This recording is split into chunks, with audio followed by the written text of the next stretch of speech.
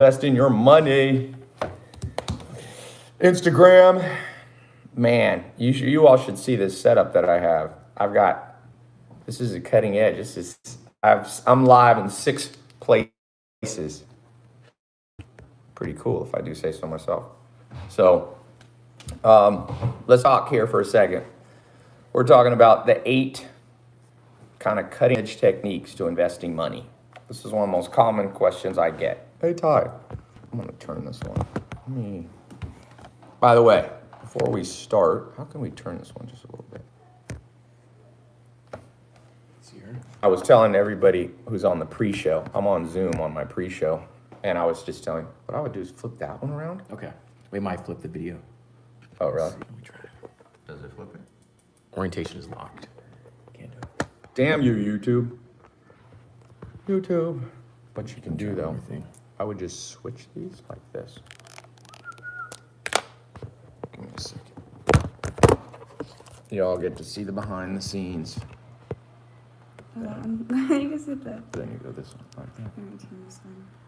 Look at that. Hell yeah. Did I just turn my camera off on Zoom? How'd that happen? All you're missing, I know, we need to be live on TikTok, but TikTok is like, I've been too busy to do TikTok. I'm not a TikToker yet. Who's big on TikTok? Okay, let's talk about investing your money. 8 ways to do it. Kate's gonna take notes for me, and yeah. Go like this. Tink. See how creative that was? Who here has $1,000 to invest? Who has 100,000? Who has $1 million? Who's a real investor in the game? Somebody said, oh my gosh, this is painful. I like that. I can always tell people's IQ by what the amount of pain they stay in their life. Okay. I like to show behind the scenes. Little video tip for virality for all of you. You know what does better than your highly produced videos? Your behind the scene videos. People want to see how the sauce is created. And so I used to be like in this game where I thought I had to be super formal, but then I tested it. And when you test formality versus non-formality, like formality gets smoked, and that started, it's always been that way because people are much more interested in what and how you do than what you do. That's just how the game of humanity goes. Humans are gossips. They want to see things. So who's overproducing their content? You need to knock it off. Just look, I was telling Kate, she does these, for her business, she does this stuff where she puts filters on her face. I'm like, Kate, you already have a good face. You're actually coming off as more disingenuous if you filter. Now, some people may need to filter their face. There are people on this earth that should throw them filters on. Maybe that's me. But you have to attack your weak link.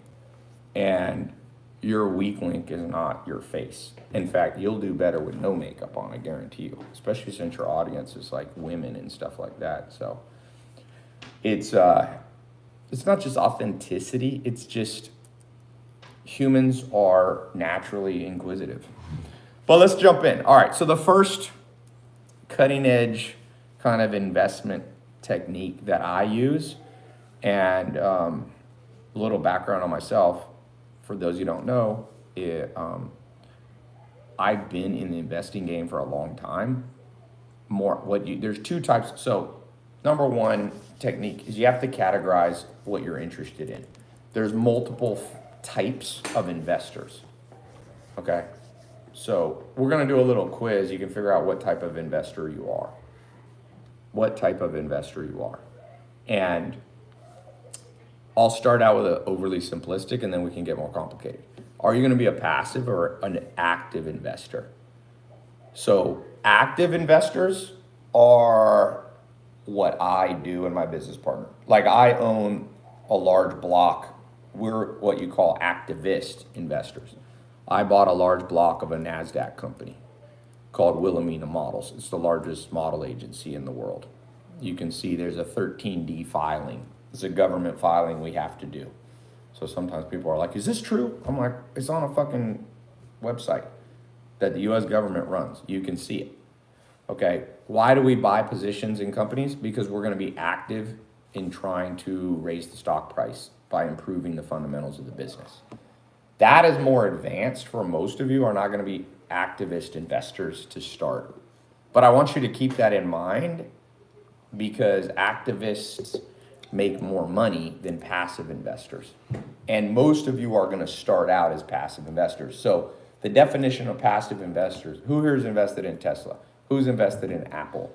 Who's invested in Berkshire Hathaway? Who's invested in, any of those stocks that you hear a lot about, Amazon? Well, you have no effect on them. Your vote's basically insignificant. If you buy Tesla shares, you're going to have one, this much, a sliver of ownership in the company. Doesn't mean you can't make money, but you're completely at the whim of the stock market. So I'm not as big of a fan of passive investing, but most of you are going to have to start out as passive investors. It's just what you're going to have to do. But I want you to keep in the back of your mind that in the long run, you want to be an active investor. The people who made the most money with investing in history, Berkshire Hathaway, Warren Buffett is the prime example. He has a position in, I think, over 100 companies, either full ownership or partial ownership. He's activist. He comes in, he controls the the CEO compensation. He gets a report every day. Trust me, he's the largest shareholder in Apple. I think he owns, 6% or something of Apple? But he also owns 100% of Geico and Dairy Queen and all this stuff. So you're going to have to know where you want to go. And some of you will always want to be a passive investor, But for me, I like to be active, okay? I'm more interested in activity. So we'll talk about it in a second. So, passive investing is not my forte, and there's other people that teach how to do passive investing. What about crypto? Even with crypto, if you're investing, some of you are investing in crypto. Here's the downside of being a passive investor. Who knows what the downside of being a passive investor is? Does anybody have any idea what sucks about being a passive investor? Time, you get rich too late. Well, not necessarily. Somebody said, "Hey girl on video, you are beautiful and attractive." Is that for me? Mm-hmm. Oh. Can I have a copy? Yeah. Fees. She's the Gracias. coffee addict. I don't like to get addicted to stuff if I don't have to. I don't even drink coffee. You don't want any? I'll have it. Okay. People, don't get yourself addicted to shit. Number 2 way to be poor, start getting addicted to stuff. I ain't addicted to nothing. If you smoking too much weed, take a month off. If you drinking too much coffee, take a month off. Toughen yourself up. I'll put that as number 2. I wasn't going to put that. Number 2, investors. Warren Buffett says that the stock market is a clever tool to move money from the impatient to the patient. Or we could say from the tough to the non-tough. Most people ain't tough. Any little swing in the price of Bitcoin or in the price of their little portfolio, they have a heart attack. You gotta kind of toughen up a little bit.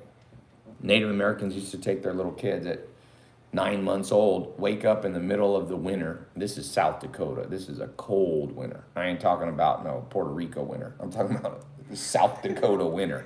If you want to be cold, go chill on the plains of the South Dakota in December. They pick up their kids, they go down to the river, cut a hole of the ice, and they jump in, take their bath, and pull their kid in with them under the water every single day. By the time Native Americans were, but cold plunge at another level.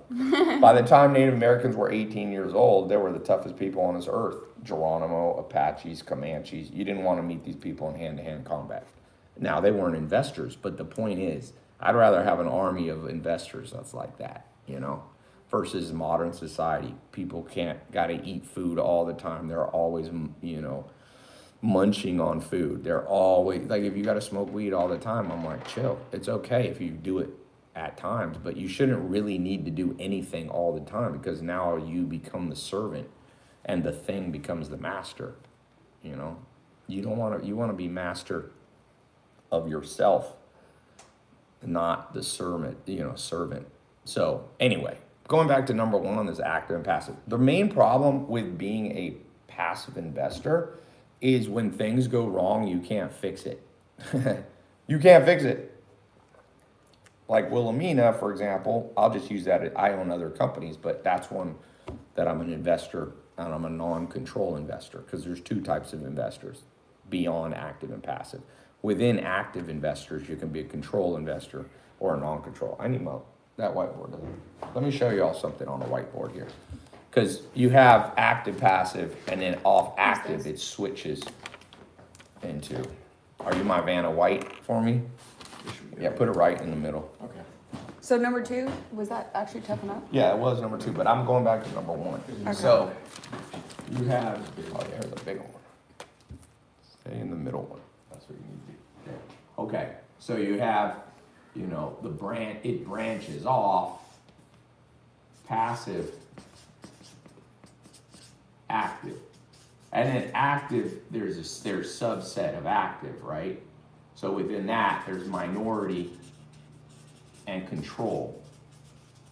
I ain't talking about ethnicity minority, by the way, for all of you virtue signaler woke people. Minority just means you don't have the power that a control investor. You own usually sub 51%.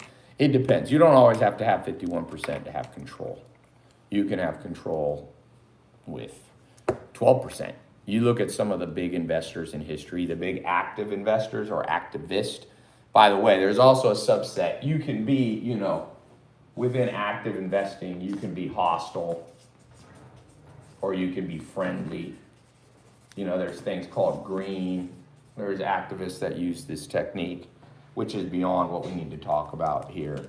But hostile investors are just that. You're an activist investor, and then you come in and you kind of smash. That's how, not smash like the slang smash.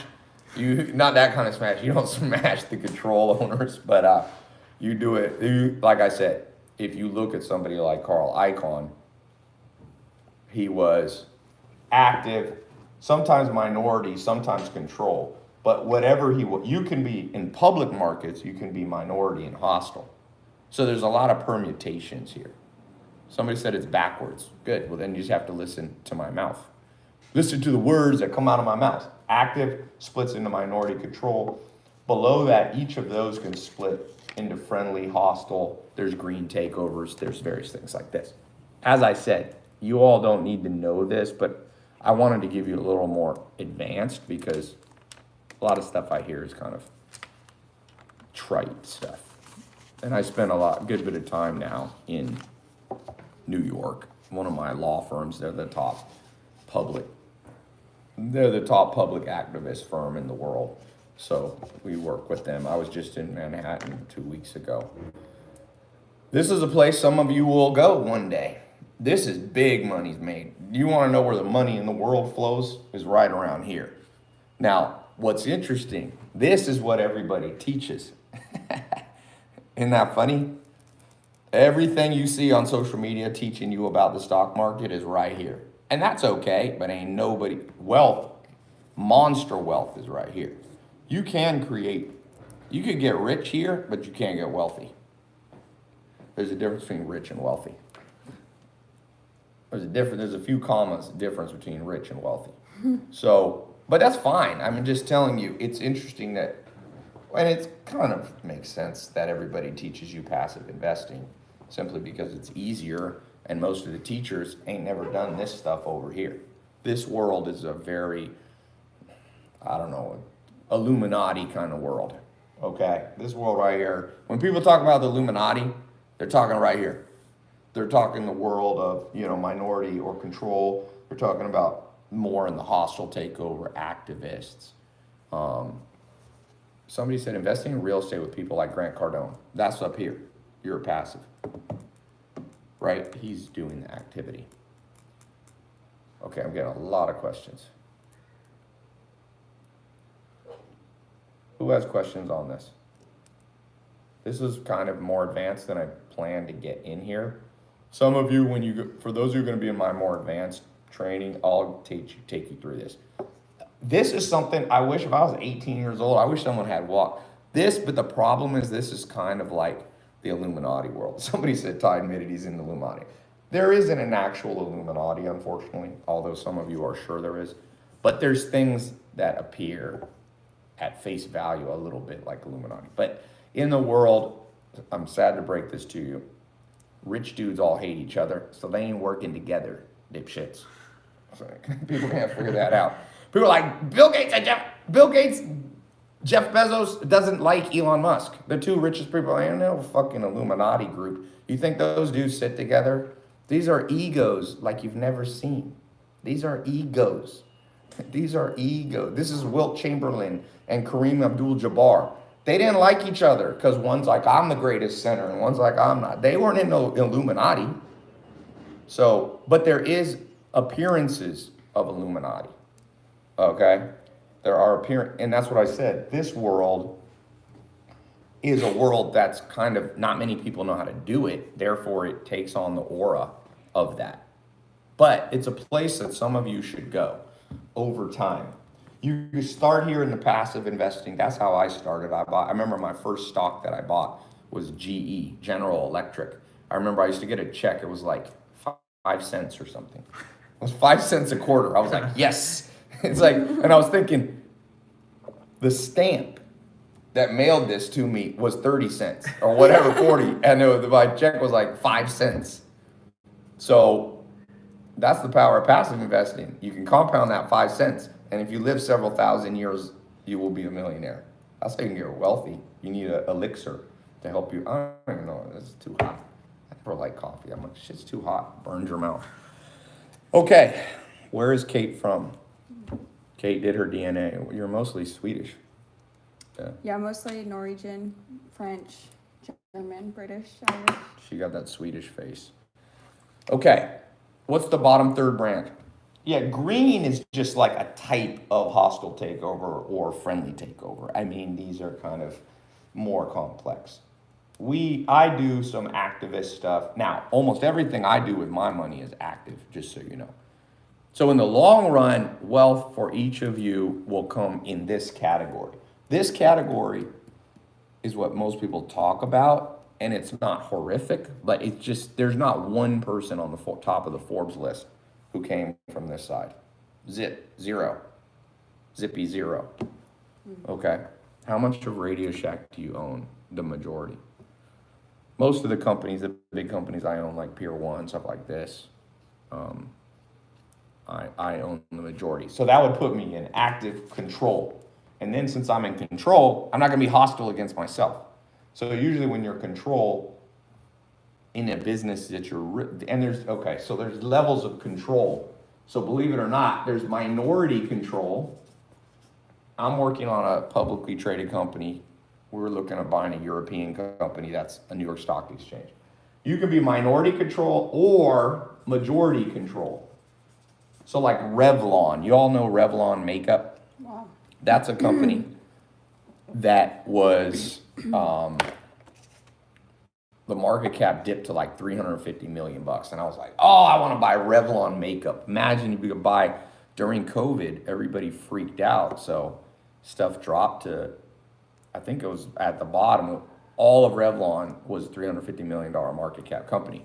But the problem is, so I wanted to be an active investor, but the control wasn't possible because one family owns the damn thing. So that's what I said. You could be a control investor, majority, minority.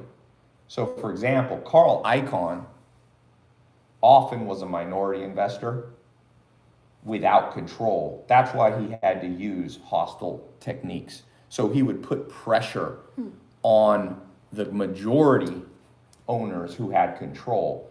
But Warren Buffett, for example, in most of his companies is a control majority. He's active control majority. In Apple, for example, he's active and he does have control, but he only owns 6%. But 6% is a lot of $1 trillion company. So therefore he has control. He can go, like his vote matters. I think he's the largest shareholder, single entity that's a shareholder in Apple.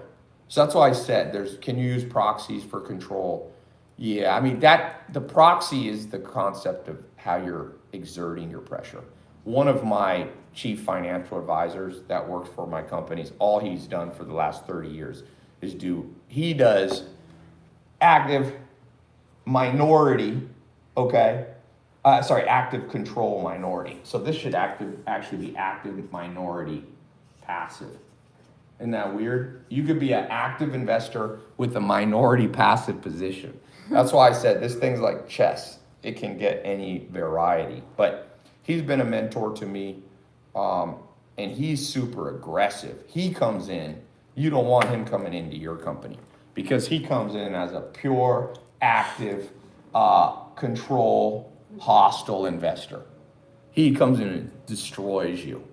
So if you're the CEO, when you see this guy come in, man, it's a bad day for CEOs.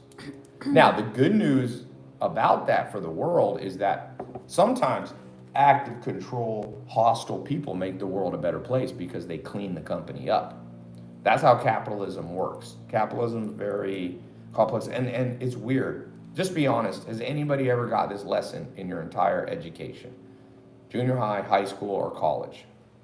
How many people have learned this before? I've never heard those. Most people have never, it's insane. Even people who went to business school, people don't understand this. I learned it by actually doing it and with a mentor and doing it, you know? Somebody said he killed the Sands, the We should Plaza probably switch. Casino. You mean to get, Put this here for a little bit so we can charge. Yeah, yeah, that's or what I was just thinking. put the charger underneath it. Make sure it doesn't fall. How do you get a girl that looks like Kate? Oh, shit. Women like guys that are going places. So that's my advice. I'll keep it nice and simple that way. You don't have to be the richest person in the world. You don't have to be the best looking. But women's brain is calibrated to know who's going places and who ain't. And a lot of dudes, if you sit there and play video games all day, buddy, you ain't gonna get it. I mean, unless you find a gamer girl. But even then, she's probably gonna be like, I'm a gamer. Why are you gaming all the time? Damn it. Let's see. I can hold it. Yeah, you could move that. Like that. Let's put it back in there. We'll switch it. Okay. Sorry. My setup was not as genius as I hoped. Insta, we back. We got this little tripod. Whoever invented these could have come up with a slightly better. Oh, that one's risky. That one's risky. Adrian's risky. So anyway, that's my. People always ask. Men are always asking about women. You know. Yeah, maybe a little that way. It's like, I feel like it's not even showing you all the way. Most men, you all are. You overthink this game too much. You know, dudes are always like, ah. It's like, are you paying Kate? I'm not paying Kate because you're overthinking the game. I'm learning.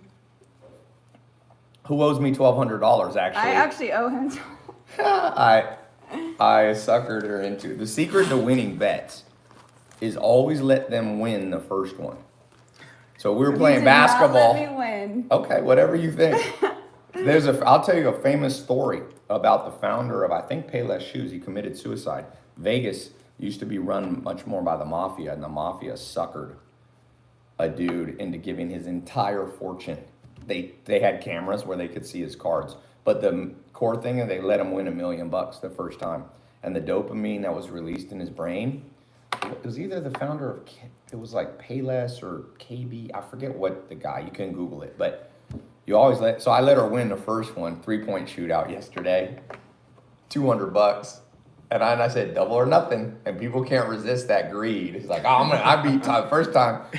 So then I won 400. How'd we get to 1,200? Then I started shooting half court shots. We tripled it. I said triple or nothing at 400. Should have never taken that. Should have taken, which actually is a good little side. Okay, number 3. We did number 2 already. I said number 2. So number 3. Take some money off the table when you're an investor, okay? Take some money off the table. Take some money off the table. What does that mean? It's like, don't be totally greedy. I see that with investors. So let's say, for example, you're investing. Higa Machado, how are you? My jiu-jitsu teacher popped in here. I cannot with Somebody these said, Instagram comments. sup with your basketball, I'll mop you off the floor. I'll take your $1,200 too. People try to intimidate me in basketball. I'm like, bro, I play like Chris Paul. I almost beat Chris Paul in horse. You think I'm afraid of your ass? I can shoot with NBA players. Shooting, not play. I can't beat him in one-on-one. But in just straight 18-foot jumpers, I can play right with the NBA guys. I can hit 9 out of 10 threes all day long. So people don't know that about me. I played on one of the top high schools on one of the top high schools in the world. So I played in the same league as John Wall. My school, Enloe, North Carolina, got a lot of pro players. PJ Tucker's out of there. Nate McMillan, the coach, came out of there. Pistol Pete Maravich. Michael Jordan, Jerry Stackhouse. I'm happy to take somebody else's $1,200. I had this pro basketball. Remember this pro guy came from Germany. He was like 6'8" pro. He didn't play in the NBA. He played, and I destroyed him. And he's like, please don't post this. Remember, it was on live. That guy talked so much shit. I was like, all right, let's go. I'll tell you. Somebody asked my favorite achievement. I'll tell you my favorite achievement. Meta World Peace, the NBA Defensive Player of the Year. Came over to my house. It's on my Instagram. And I was like, let's play one-on-one. So he's 6'8", NBA player, defense player. I got the first ball, and I got such a good shot over him. He was very shocked. Then the next one he swatted. But the point is, the first one, I totally surprised him. But you can't beat him in the long run. NBA Defensive Player of the Year is tough. And he got long-ass arms. Okay. I could be looking great with a ponytail. Sometimes I do the samurai thing. Heidi, Heidi? ¿Cómo se dice? I'm reviving my Spanish because I live esto. ¿Cómo se dice esto? Oh my gosh, she's so sweet. She's just Liga. like, Liga. You know what's interesting? Integrate your hair like that. Like ¿Cómo this? se dice sugar? ¿Cómo se dice? Liga. It's interesting. How do you say sugar? Azúcar. Azúcar, por favor. Gracias. I'm half German. I grew up with my white side, but my dad's Spanish and Puerto Rican. So now I live in Puerto Rico. My maid is from Cuba. She don't speak no English. You all want to learn? Actually, I know. I was like talking here, to her. number like, four. Number 4 is immersion. That's how you learn. Oh, gracias. Immersion. Let's talk about this for a second. Immersion. I'll use language. If you want to learn how to invest, immersion. So, Spanish, like my Spanish is very rusty. I get myself a maid that doesn't speak English. And guess who Spanish gets better real quick? Mine. So if you want to learn investing, you need to immerse yourself in a world full of investors. So that means going to investor meetups. That means being on investor Zoom calls. That means being on things like this. It's just immersion. Even if you know a lot of things that I'm already saying, you're going to pick up one golden nugget. And that's what I do. That changed my life in every area. Like when I got serious about business, I was 19. I'd always wanted to be an entrepreneur, but I didn't have that. My mom was a single mom, and then, I lived in a mobile home when in high school. So I wasn't dirt poor, but, I remember, it's funny looking back, my mom would be like, all right, for Christmas, what do you want? Yeah, I've saved $100. That's what she used to tell me. That was a big deal for my mom to save $100. I look back, and then when she got married to my stepdad, she's like, now we're gonna have money. And then he was like, we have $300. It's just weird, like looking back, I was like, $300?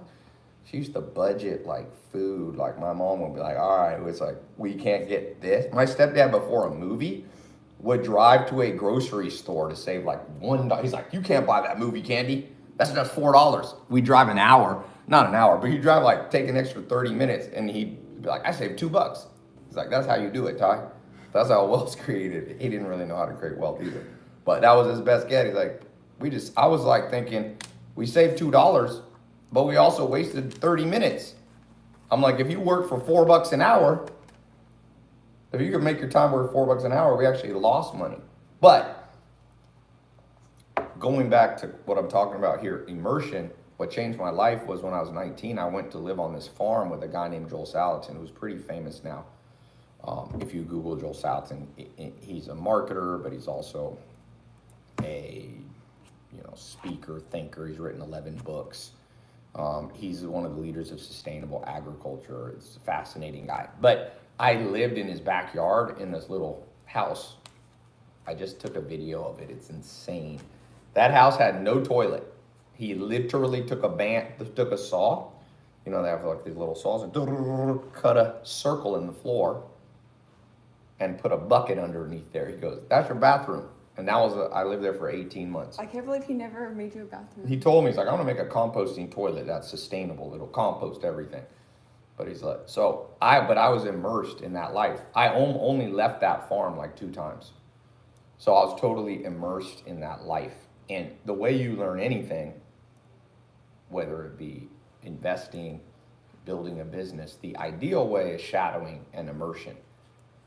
So, yeah, and that, by the way, somebody said no toilet. Wow, it was cold, dude. The coldest winter in the Shenandoah Valley, Virginia came, and that thing was so cold with no insulation that I would go to bed, I would sleep in a sleeping bag, zip that thing up to my face, and a glass of water next to me in the morning will be frozen solid, dude. That room was 25. Try to sleep. Wow. People are like, "Oh, you should sleep where it's cold." I'm like, try to sleep in a 25 degree. Now, there was no wind because there used to be wind would come through that toilet hole. Oh, no. So I remember in the middle of winter, dude, I went under there. I bought with my own money this insulation board, and I crawled in the mud and was nailing up to try to make it was cold. I used to wear 14 t-shirts. That's how I figured out how to stay warm. If you put on 14 t-shirts, because I would have to work outside for 8 hours, manual labor, you don't get cold, except your face and your hands. So, anyway. I think that's good. Yeah, toughen up. Going back to that number 2. The reason a lot of you don't have the money you think you should have is because you're just not disciplined and you're not tough. I hate to break it to you. You're a little bit of, what am I allowed to say? Wussy. We'll say wussy. People, that's how people are, Advice for a 20-year-old, toughen up. You can't wake up at 5 in the morning. Not because waking up at 5 in the morning makes you wealthier, because Carl Icahn, by the way, used to wake up at 2 p.m. So there's wealth. People often go, "Oh, you got to wake up early to create wealth." It's not actually, that's not true. What you need discipline overall in life to be able to stick through the immersion times. Okay? So you need what people really need? You need somebody who's putting a foot in your butt, kick you in the butt sometimes, and go, "Wake up, let's go." Who here feels like they're squandering half their life away? Probably are. That's why you have that feeling. People have anxiety because I have anxiety because my life sucks. I'm like, that's because your brain is very accurate. You know that depression, if you actually study clinical depression, my mentor, Dr. David Buss, who's been mentoring me for 10 years. He's a very accomplished, he's a Harvard. He wrote the textbook on evolutionary psychology for Harvard, Yale, all that. He told me what happens when you get depressed. People who are depressed often are less delusional, meaning they're actually seeing the situation more accurately. So I'm not saying you should be depressed. I'm just saying depression is a functional tool. Depression is a functional tool of the brain. And you don't want to be permanently depressed, but sometimes when you're feeling that feeling, there's some truth to it, So for each of you, you got to ask yourself, do you feel like your life sucks because actually your life does suck? And that's a awakening moment. That's an inflection point. When you study life, life goes in an inflection point. You're here, boom, inflection. And those inflection points are also where wealth's created. Like, I've had my life be going down, and then there was an inflection point. And if you study that point right there, and you can dissect this in other people's lives if you study history, the inflection point almost always is around pain. That's why a problem in the world where people over medicate themselves. I mean, some medication is fine, but if you dope yourself up too much and you never get the pain, you never get the inflection point. Because just think of great people throughout history, what changed their life. It was usually some pain point, whether it's Abraham Lincoln, Martin Luther King Jr., Malcolm X, Napoleon. You know, Napoleon had a famous inflection point where he became kind of the conqueror of the free world. But early on, right after the French Revolution or during the French Revolution, there was one inflection point where he saved the city, or he put his cannons up in on a high hill. That's kind of the inflection origin story of Napoleon Bonaparte. And if you look at Alexander the Great, these people, he had his inflection points. And Socrates and Plato and Muhammad and Jesus Christ. There's all these stories if you study religion. Buddha, Siddhartha, Gautama, whatever, Buddha, he sat under the Bodhi tree. He was wealthy. His way, it's interesting, with Buddha, his life was actually going up. He was a wealthy prince. But he had an inflection point right here where, and this is where he sat under the tree, you know, the famous story. But the inflection point was he didn't like this roller coaster ride that the world thought was up. He realized he was actually going down. You know, so that's like an epiphany. That's a whole nother, but it was built around pain, but it was the pain of realizing that his life was meaningless, even though he was a prince.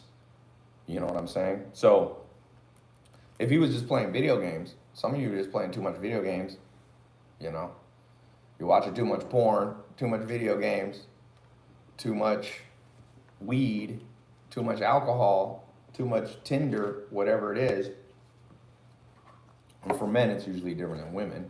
Women, maybe, you know, too much fantasy world. Men too. But those addictions keep you never feel the pain. You just medicate yourself out of them. And so it's hard to create wealth, and it's hard to become a great investor if you don't have that discipline and those inflection point moments. Some of you are overthinking everything, by the way. Who's an overthinker here?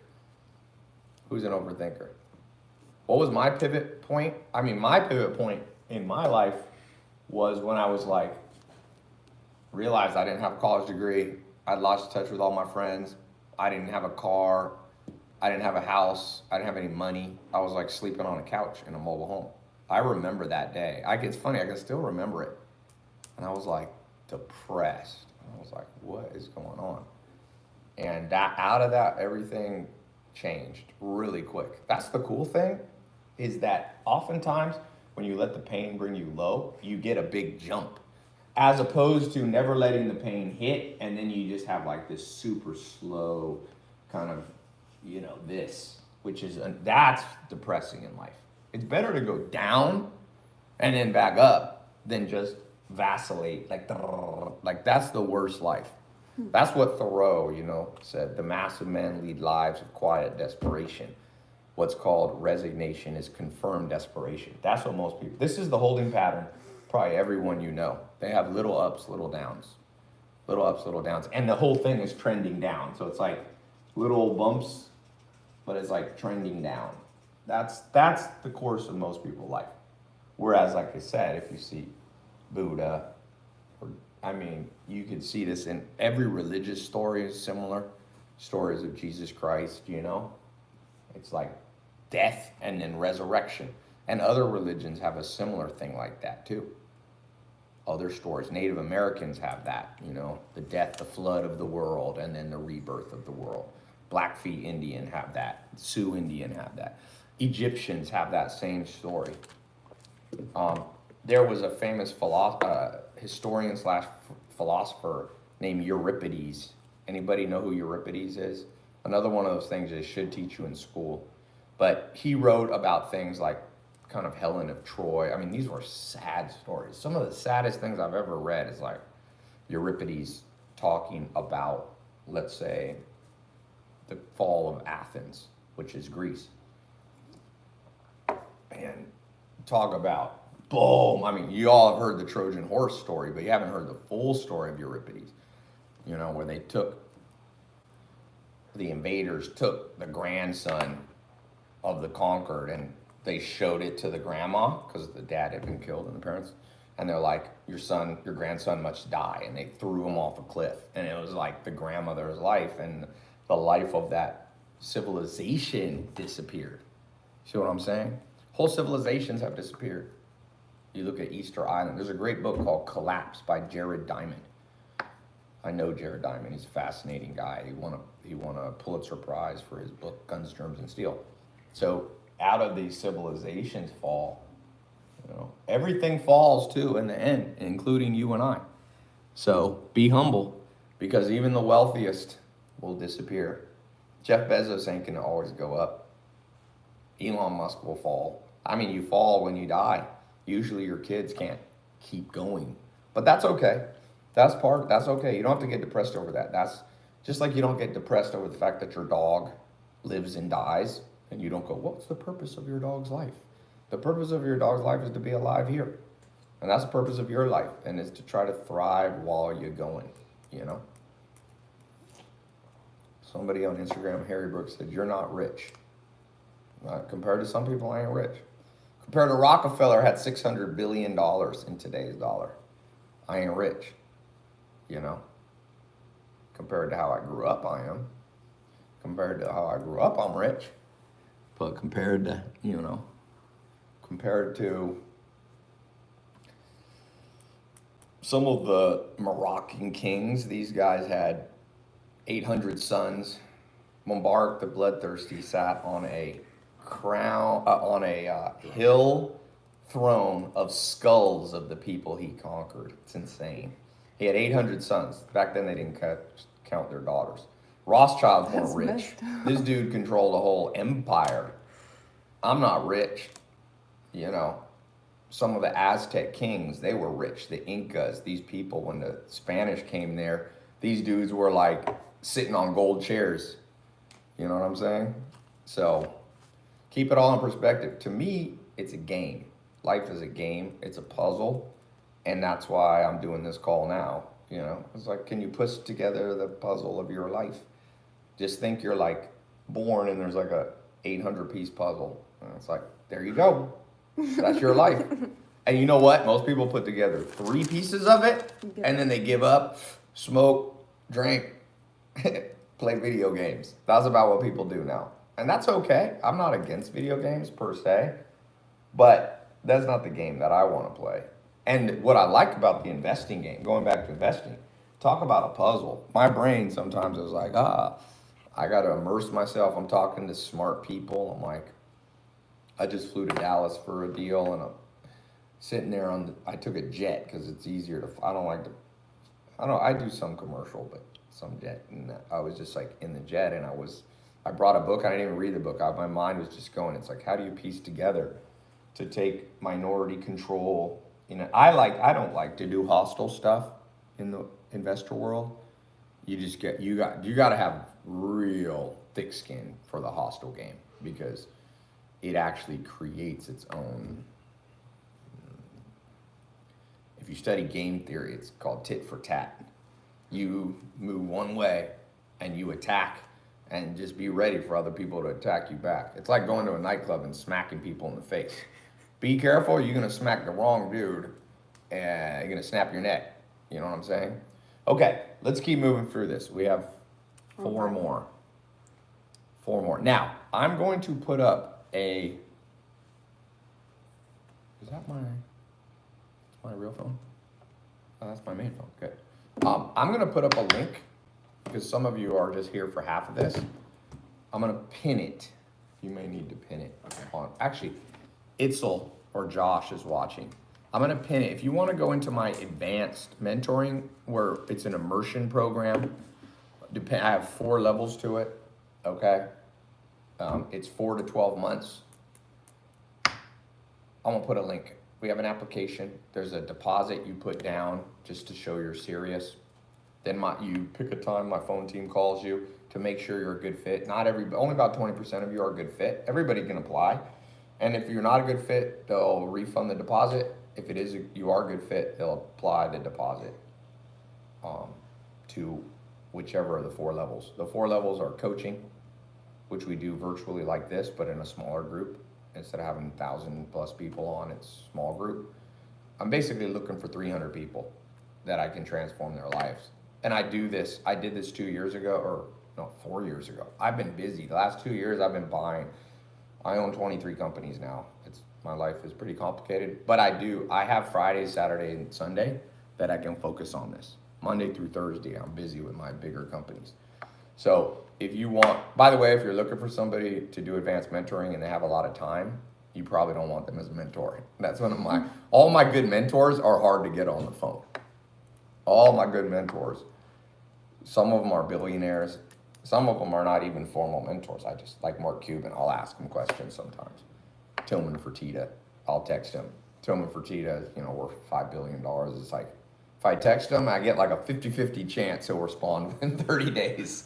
Mark Cuban is funny. He responds fast on email. You can only email Mark Cuban, though. You cannot text him. That dude answers emails quick. But he usually answers one word. It's hilarious. I can write this long, and he'll write back, think. And like I said, he's not a formal mentor of mine. I have formal mentors. I have a couple Nobel Prize winners. Professor Eric Maskin from Harvard won a Nobel Prize. I talked to him. Professor Chris, he's a Knight. Pissarides from London School of Economics. But I pay those. I pay. I like to pay. Paying is the best way to get a mentor. Like, I don't even ask. Like, Dr. David Buss has been my friend for a decade. Robert Trivers, who's one of the most genius mentors I've ever had, is Robert Trivers. If you don't know who Robert Trivers are, if you think you've met a genius in your life, oh no, you haven't. Robert Trivers is such a genius. He founded a whole, modern evolutionary biology is based off him, and he's been in an insane asylum 2 times. 2 times. Damn. That's how smart he is. Wow. He goes off the rocker and comes back. He's 80 years old now. But I just pay him. And when you pay attention. Yeah, you pay. It's like, why not? Why would I ask him? I'm a stranger. I'm like, yo, Professor Maskin, you're a Nobel Prize winner at Harvard. Will you talk to me for free all the time? Like, I wouldn't even do that. It's kind of rude, But the modern and that's why I get all these good mentors, and people are like, I ain't paying for shit. I'm just going to go YouTube. I'm like, great. You get your advice from YouTubers. I'll get them from people who wrote the textbook of how evolutionary biology works, reciprocal altruism, parent, kin, offspring. These are the most powerful scientists to ever walk this planet. They have the full body of work of Newton, Einstein, Lamarck, Darwin, and they're in 2021. So that's one of my secrets. Immersion. I have 36 mentors that I talk to. And it makes me be able to catapult. Anytime if I want to learn hostile takeovers, first thing I do, find the #1 law firm in the world, #1 lawyer in the world that does activism. There's several firms in Manhattan. I pay them. These dudes are expensive. They're $1,000 an hour, these law firms. I get big legal bills. If some of you saw my legal bills for the company acquisition, I think my bill in January was $1 million. Damn. To buy Radio That's Shack was a insane. 650-page document. People are like, Ty, I'm freaked out about paying for stuff. I'm like, I've gotten $1 million legal bill more than once this year just to buy companies, There's levels to this. But I'm sure Jeff Bezos gets $10 million ones or $20 million ones, you know what I mean? So I'm going to put a link here. If you're interested in, Do it. yeah, so can you put the link? And I'll write it on the board. Yeah, let's write it on the board. It's just tylopez.com/start. But we'll put a little thing here. Hi, I posted on all platforms. You post it on all, pin it on Instagram. You should see it. You can just hold it down, scroll. Did you put it on Speakeasy? Facebook? Yeah, on all of them. See if you can find it Yep. on Facebook, and then you can pin it somewhere. You saw it on the Facebook Live? I don't see it. Can you put it on the Facebook Live? Yeah, I posted it again. How come I don't see it? Is Facebook? All right, here. That Can you do it on IG? Yeah. I Oh, wait, pinned there you are. There you are. Got it. Pin it. Yeah, I don't see it What's on. that one? That's Twitter. Don't worry about it. Twitter Live is dopey. Twitter gets 20. I have 27 people watching. Twitter is like 25. 120, 100th of everywhere else. I want you to talk how to have a better credit score. With Freedom Unlimited. Okay, tylerlopez.com/start. Do you I'll ever read do- off the name of the people that are getting in the mentorship. Well, I'm gonna keep talking. Here we go. Cyprian Dumit Rasku just got in, did the refundable deposit. Welcome, Cyprian. I haven't scrolled down to look, but Do you do credit tips? yeah, I have some people that teach credit that I'm gonna put in the mentorship program. So what you're gonna learn in the mentorship program is advanced investing, e-commerce, social media, virality. This is a powerful thing, man. You gotta remember, like I rolled out all these programs. I rolled out my first program, I remember, I think it's 2012. It's either 11 or 12, it was either 9 or 10 years ago. I did a talk at my house in the Hollywood Hills. I had all these business guys. I was writing book of the day summaries, and these people all came, remember like 12 people, and I was doing a TEDx talk. So I said, I wanna practice my TEDx talk. So all these people came and they were like friends, and I lived in Hollywood for a long time, so I knew all these wealthy business people. And I remember like 12 people came maybe, sat in and I told them my talk, and then at the end I said, for $25,000, I'll coach you for, I think it was for a year. And I was like, who's interested? And 8 out of the 12 people raised their hand. I remember. One of them's James Swanwick. You know James. Yeah. He had Yeah, started James. 3 businesses. None of them had done that well. And I said, give me 25 grand and I'll help you. And he wasn't a super wealthy guy, but he had $25,000 in, he's Australian, in an Australian house. And he called me and he goes, Ty, I'm your friend. If I sell this $25,000 piece of property in Australia and give you the money, are you really gonna help me? And I remember feeling like, oh crap, this is like pressure. And I was like, dude, I'm gonna show you this stuff that I've learned and my mentors taught me. So he wired me 25 grand, and now he owns 2 businesses. Some of you all know, one's called Swannies. It's a blue blocker glasses company. And now he owns a super successful business that helps people break alcohol addiction. Wow. And yeah, he's a friend. He's like that was the inflection point for him. He had started 3 businesses on his own, but he hadn't had immersion from other people helping him. So it was a game changer. So I still have that level. That was the first real kind of thing I was doing. What year did you do the TEDx? I did it in 2013, but they wanted a title for it, and I took 1 year to think about it. And I so, remember you did a poll on your Facebook. yeah, I did a poll. Your I personal thought page. about it, and finally I called it Law of 33%. Why I read a book a day. And then so they didn't release it to 2014. So I think I started practicing for it in 2012. Wow. Okay, Eric Vera from Beaverton, Oregon. Welcome. Make sure you set your calendar event. Owen Steele. Damn, that's a name, boy. You sound like an actor. That's a poor name. Owen Steele is a good ass name, man. You need to build all your companies around your name. That's cool. Yeah. It's like Owen Steele Ventures. I want to invest in that. I'm like, I respect this dude already. I don't even know what he does. Joker is He's Owen probably like Steele. freaking out, like, woo. Owen Steele is the man. Yeah. My name, you know what's interesting? When I started my coaching also, I started it as Millionaire Life Coach. This is where, remember I told y'all? Okay, number 5, overthinking stuff. I'm gonna give you an example of overthinking. I wanted to start business training education.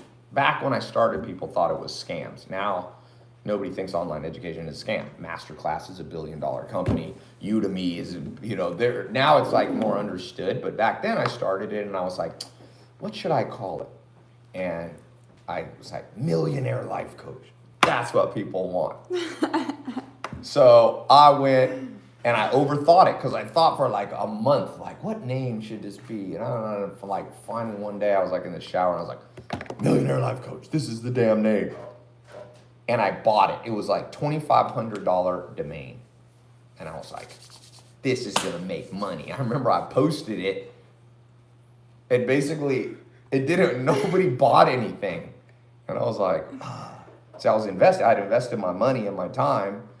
But this principle I'm teaching right now, number 5, stop overthinking. Then I was like, somebody, I think it was a girl I was dating, was like, why don't you just call it Ty Lopez? And I was like, no, that's too simple.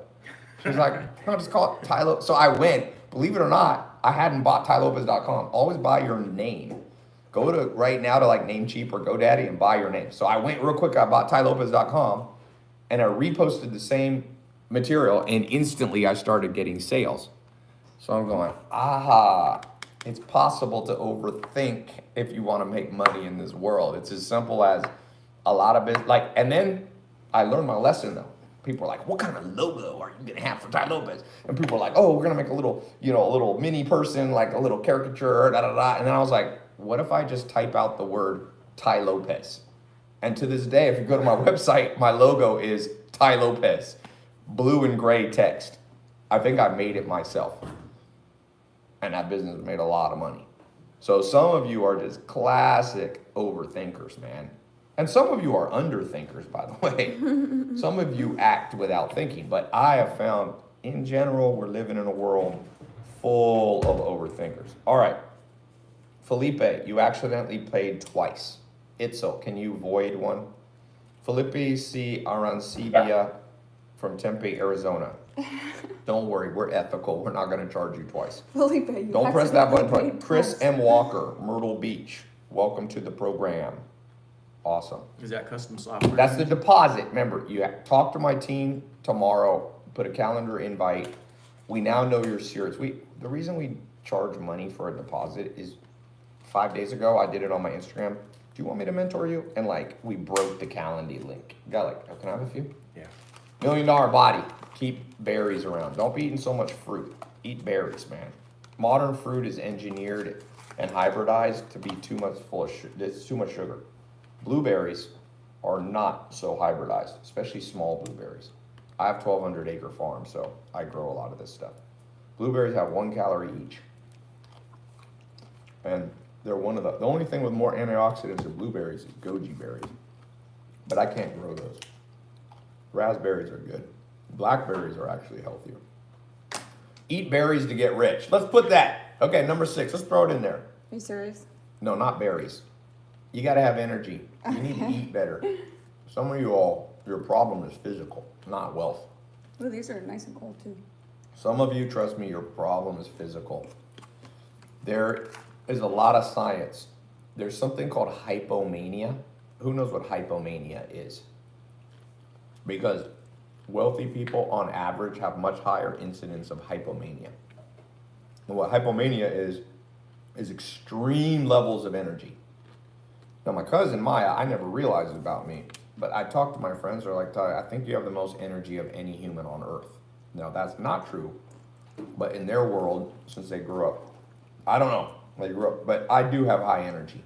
Yeah. And part of that, I think my mom got into organic food a long time ago. My dad was a drug dealer, and when my mom they were married before he went to prison, and when she found out she was pregnant, she dropped all drugs, even though my dad was a bodybuilder, so it's funny, my dad only did healthy drugs. He did mushrooms, psychedelics, he was like, stay away from all of it. Like, he didn't like heroin and stuff like that because it's manufactured. He did cocaine, which is kind of natural, but not really natural, but it was heavy, and my mom was like, I dropped everything, and I really got healthy, and she got into organic food, and that's a blessing from my mom, because your parents can curse you, if your parents eat shitty or drink when you're born, you can recover from it, but it kind of sucks, unfortunately. So for each of you, you gotta clean up the diet a little bit. I'm just breaking it to you. Like, some of you all, that Cheeto life ain't gonna get you where you need to go. Look at Jeff Bezos now. He's all stacked out. He's all, ugh. Now, there's exceptions to the rule. There's little dweeby people who make money too. But here's my rebuttal for that. Guys, money ain't gonna help you with women as much as you think. I know all you dudes that never had money are just like, you get money and then all women like you. No, they don't. Women have very sophisticated algorithms for what kind of men they like. They do like success. but ain't no woman fantasizing about Mark Zuckerberg. There ain't no people got Mark Zuckerberg on there, and he's got whatever 100 bill plus. Ain't no, because he's like dweeby too. If the dude put a little muscle on and paid attention to his body and had 100 billion. Now, of course, he's married, so he doesn't care maybe, but still. And those people have hypomania. Very active. Jeff Bezos, Bill Gates. Look at Elon Musk has like 4 massive companies. So stop eating processed food. Hit the gym 6 days a week. I repeat, 6 days, not 5, not 7, but not 5. Why do you do it? And this goes back to the immersion. The way you get good at investing is you're completely immersed in it. Every day you're learning about investing. Every day you're learning about making money. 6 days a week. You can take 1 day off.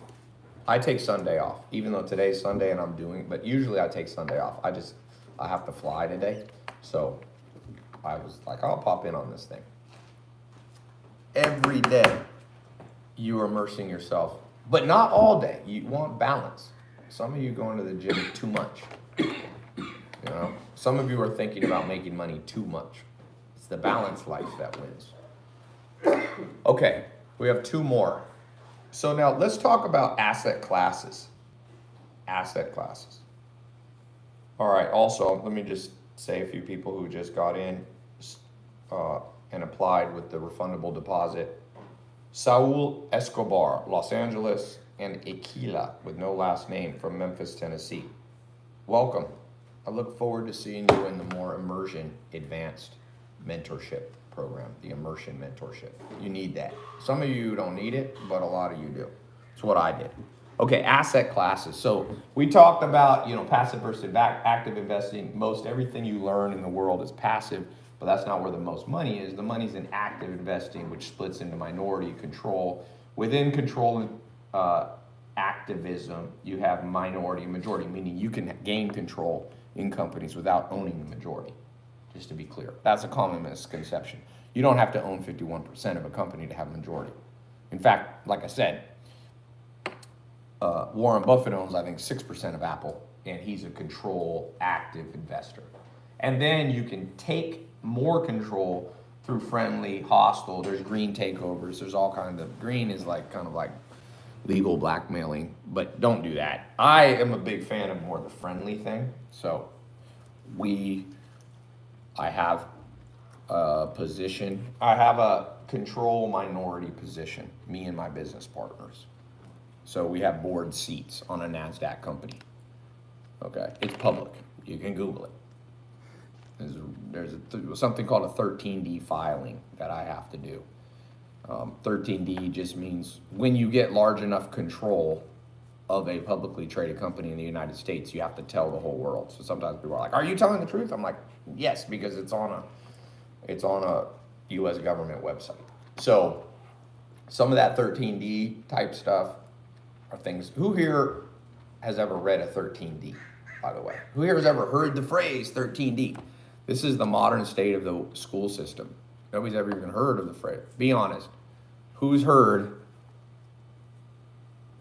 What does that mean? Okay, I'll take that you don't know what a 13D if you're asking. What do we got? Facebook, Twitter. Chris Goudiel has read about it. Gloria has never heard of it. Chic, I like your name. It's another power name. Meet my friend in this business meeting. His name is the Sheikh. Why the hell have you never heard of a 13D? So you can Google what a 13D is, but it's a disclosure document and it pertains more to this universe, which nobody's ever taught you, I promise you. And this is more advanced. You're not going to start out as an 18-year-old on your first day of investing and jump into activist type stuff, but you should learn it. You should learn it before you need it. That's how life goes, and that's the big, shows your ownership stake of a company, of a public company. Cool. Okay. Thank you. So let's talk about asset classes and reading. By the way, Warren Buffett's reading about 500 pages a day. He said when he was young, he could read 800 pages a day, but some of what he reads 13D filings, he reads, all the public docs that companies put out, their quarterlies and so on and so forth. You should do that more. The US is broke. Not quite. People like to think that. The US is not broke yet. I think the US probably is in cultural decline, but it's still pretty wealthy. But the other countries are, you know, Sweden. I was in Sweden for 3-4 months this year, and Denmark. They have more billionaires per capita than the United States in Sweden. Denmark's about similar, you know. So I don't think America's dead yet, but I think it's at a cultural decline in the sense that America used to be like pioneer. Like America's kind of become like obese, non-educated people, sadly, in a lot of places, you know. Whereas when my grandma came to America in 1939, the world it was a different place. Families, people were hardworking. Most of the world was rural. When my grandma was born in 1918, 90% of the world was rural and 10% lived in big cities. Now you have people live totally, you should never live 100% of your life in cities. I live about 50% of my life in big cities. London, Stockholm, Copenhagen, New York City, Los Angeles, a little bit in Dallas, Miami, San Juan, Puerto Rico. But I spend a lot of my time on farms. I just closed on a 185-acre farm. I need to post more of this shit to my in Virginia. I now have about 1,400 acres of farmland. I need to add it up. Either 12 or 1,400.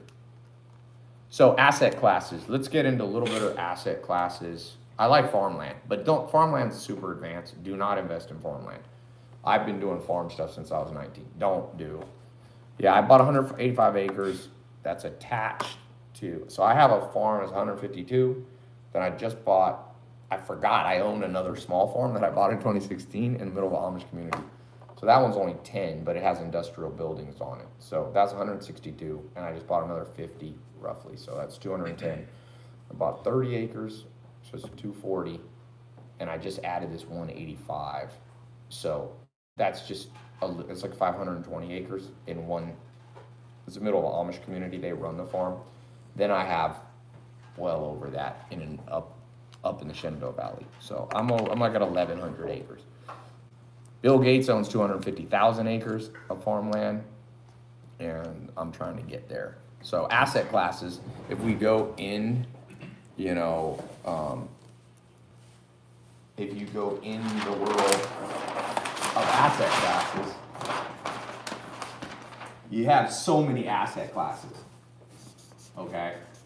It's absurd now. I mean, now you have crypto, which sometimes people don't consider an asset class, but I do consider an asset class. It's here to stay. I think, you know, you have real estate, but real estate breaks into so many you know, you got multifamily, you got single family homes, you have farmland, you have raw land to develop.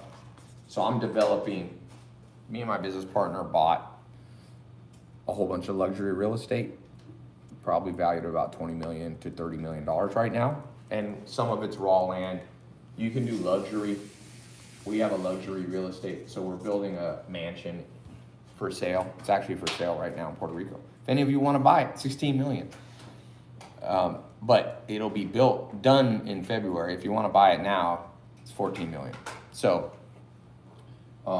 luxury real estate is a subcategory. Now you start getting into all the public stuff. So in public, you know, you have all the micro cap, small cap, you know, and then you start getting into this larger categories of stuff, which, you know, the S&P 500. And there's, I mean, you can break this. Public is super fragmented.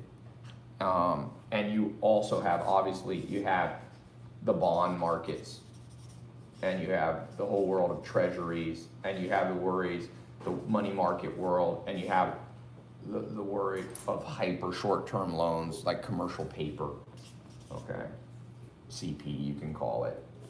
And then in the assets, you have banking assets too. You have insurance assets. So there's a whole concept called reinsurance here. So reinsurance, insurers resell like if you have a car loan with Geico, they may have sold that loan to somebody else into a global network. Now, believe it or not, you have asset classes around fulfillment and logistics, meaning you have cargo now. And that's actually going back to like the Medici times, 1500s. They were doing these bills. So right now, if I flew over, I took a jet from Phoenix. I had a big business deal in Phoenix with a family office, and I flew in, I flew in Saturday for another business meeting. I was flying over the port of Long Beach, and there's 67. Can you believe it? 67. Oh, yeah. Like 67 steps. There's 67 freighters and building. It's a big catastrophe. And there's also an asset class around cargo, just car. And then there's a whole currency markets. Some of you are into foreign exchange stuff. And we can keep going. Who has some more that I haven't even thought of right here? But yeah, you have the banking assets, which are cash, CDs, so on and so forth like this. Why is the camera? Somebody said this is so obvious. Yes, but remember, Michael Jordan practiced bounce passes every single day in practice. So all of you who look down upon the fundamentals are fools. So just remember that. I call that the Michael Jordan rule. Michael Jordan, Scottie Pippen, arguably the greatest basketball team in history. They practiced bounce passes just like they were 6 years old. Phil Jackson, probably the greatest basketball coach ever. So all of you who are like, oh, Ty, I already know this. But do you? Show me your portfolio. Are you developing raw luxury land? Because to make this more advanced, you can start blending them together, right? So you can develop raw luxury multifamily. What I'm doing right now is developing luxury raw single family home. I've got a piece of property that's 2 blocks over. It's in a 5-star resort in Puerto Rico. And, it's a single family home. It's about 8,000 square feet. It is a baller house. I almost want to keep it for myself. Wait till you see this sucker. And it's got fully off the grid. We're putting in solar because, you have hurricanes in Puerto Rico. This is a house, man. This house, you haven't even seen it. Yeah, this sucker. The guy building it for me is one of the best builders from North Carolina. This thing, you go out the back, and it's got the whole house is an infinity pool. Wow. But then when you go up to the master bedroom, he built an infinity pool on the 2nd floor, and you can look out. It's a 360 view of a lake, top golf course. It's going to go like on the PGA Tour in a couple years. The Yunque rainforest, which is one of the most unique rainforests, and then you have the ocean, crystal clear ocean. And now we changed it. He was gonna put air conditioning units on the top roof out the master bathroom. At the closet, it has a secret. You go out the closet. So you're in the master closet. It's not a normal place to put a door. You open this sucker out and you go onto this terrace that looks out on like crystal clear, and the water is a reserve. So that means there's coral reefs, no jet skis are allowed, only water sports. So like I surf there, but you can't mess with the environment, no engines. And it's just like, the house is across the street. So I'll tell you a little technique. Try to buy, if you're going in luxury, single family, try to buy one of the cheaper things on a wealthy block, because then you can get in. So this place that we're in, the next door neighbor, which is beachfront, the ones I have aren't beachfront, that I'm developing. We have 2 lots. The one I'm not, the one across the street start at 26 million. So I like to be able to be like, I got a $16 million house. If you don't want to live right there for 26 million, come right to this house. I don't like to own, if you own the richest house on a block, your market of buyers just shrinks to almost nothing. Because a lot of, even rich people are cheap. It's a little side tip. I should put that down. 7A, rich people are cheap. A lot of people are like, oh, I'm going to sell to rich people. Rich people are cheap. All right, sorry, let me add. Kia Thomas, welcome to, you put down the refundable deposit for the immersion advanced mentorship. Make sure you put in the phone when my team should call you to do the full application. Bill Nye, but it's N-G-U-Y. Oh. You ain't Bill Nye the science guy, are you? Okay, Aurora, Colorado. Saul Escobar. Uh-oh, go easy on that guy. He got a powerful family.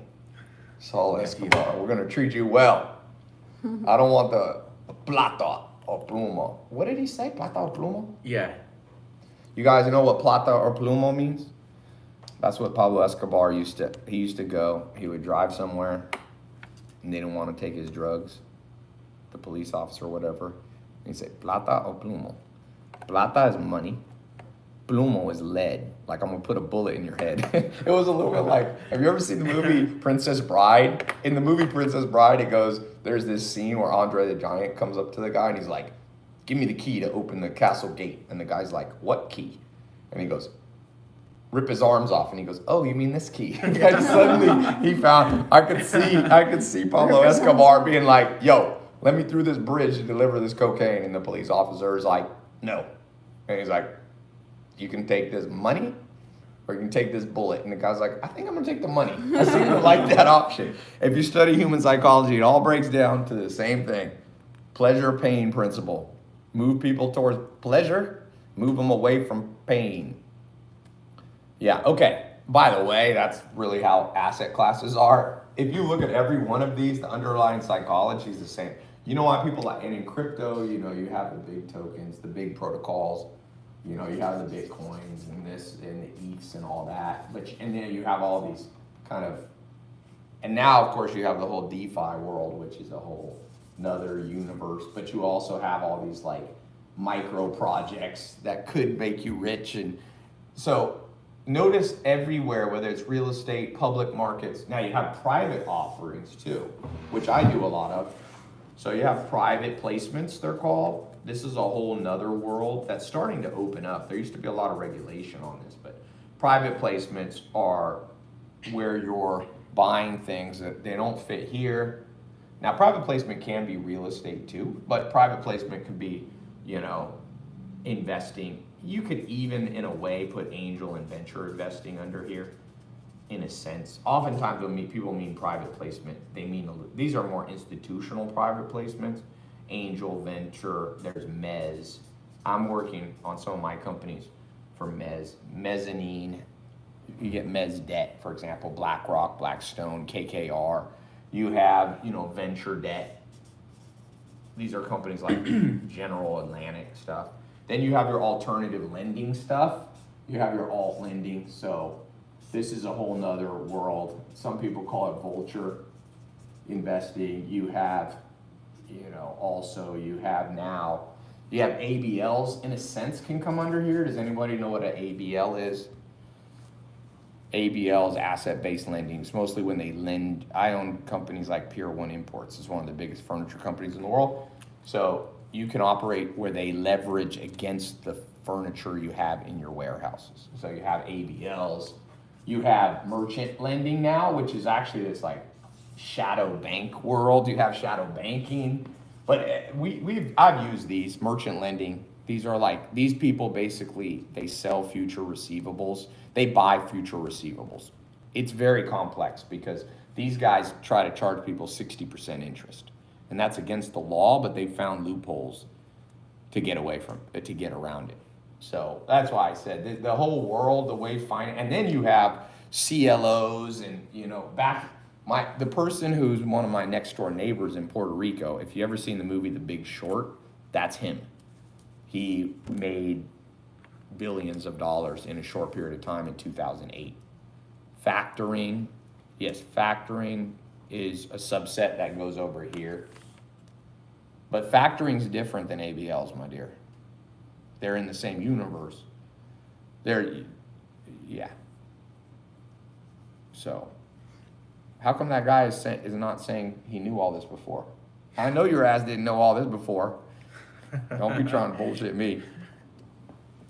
You get around it by factoring. Michael Burry is from The Big Short. There's more than one person in The Big Short. That is a fallacy.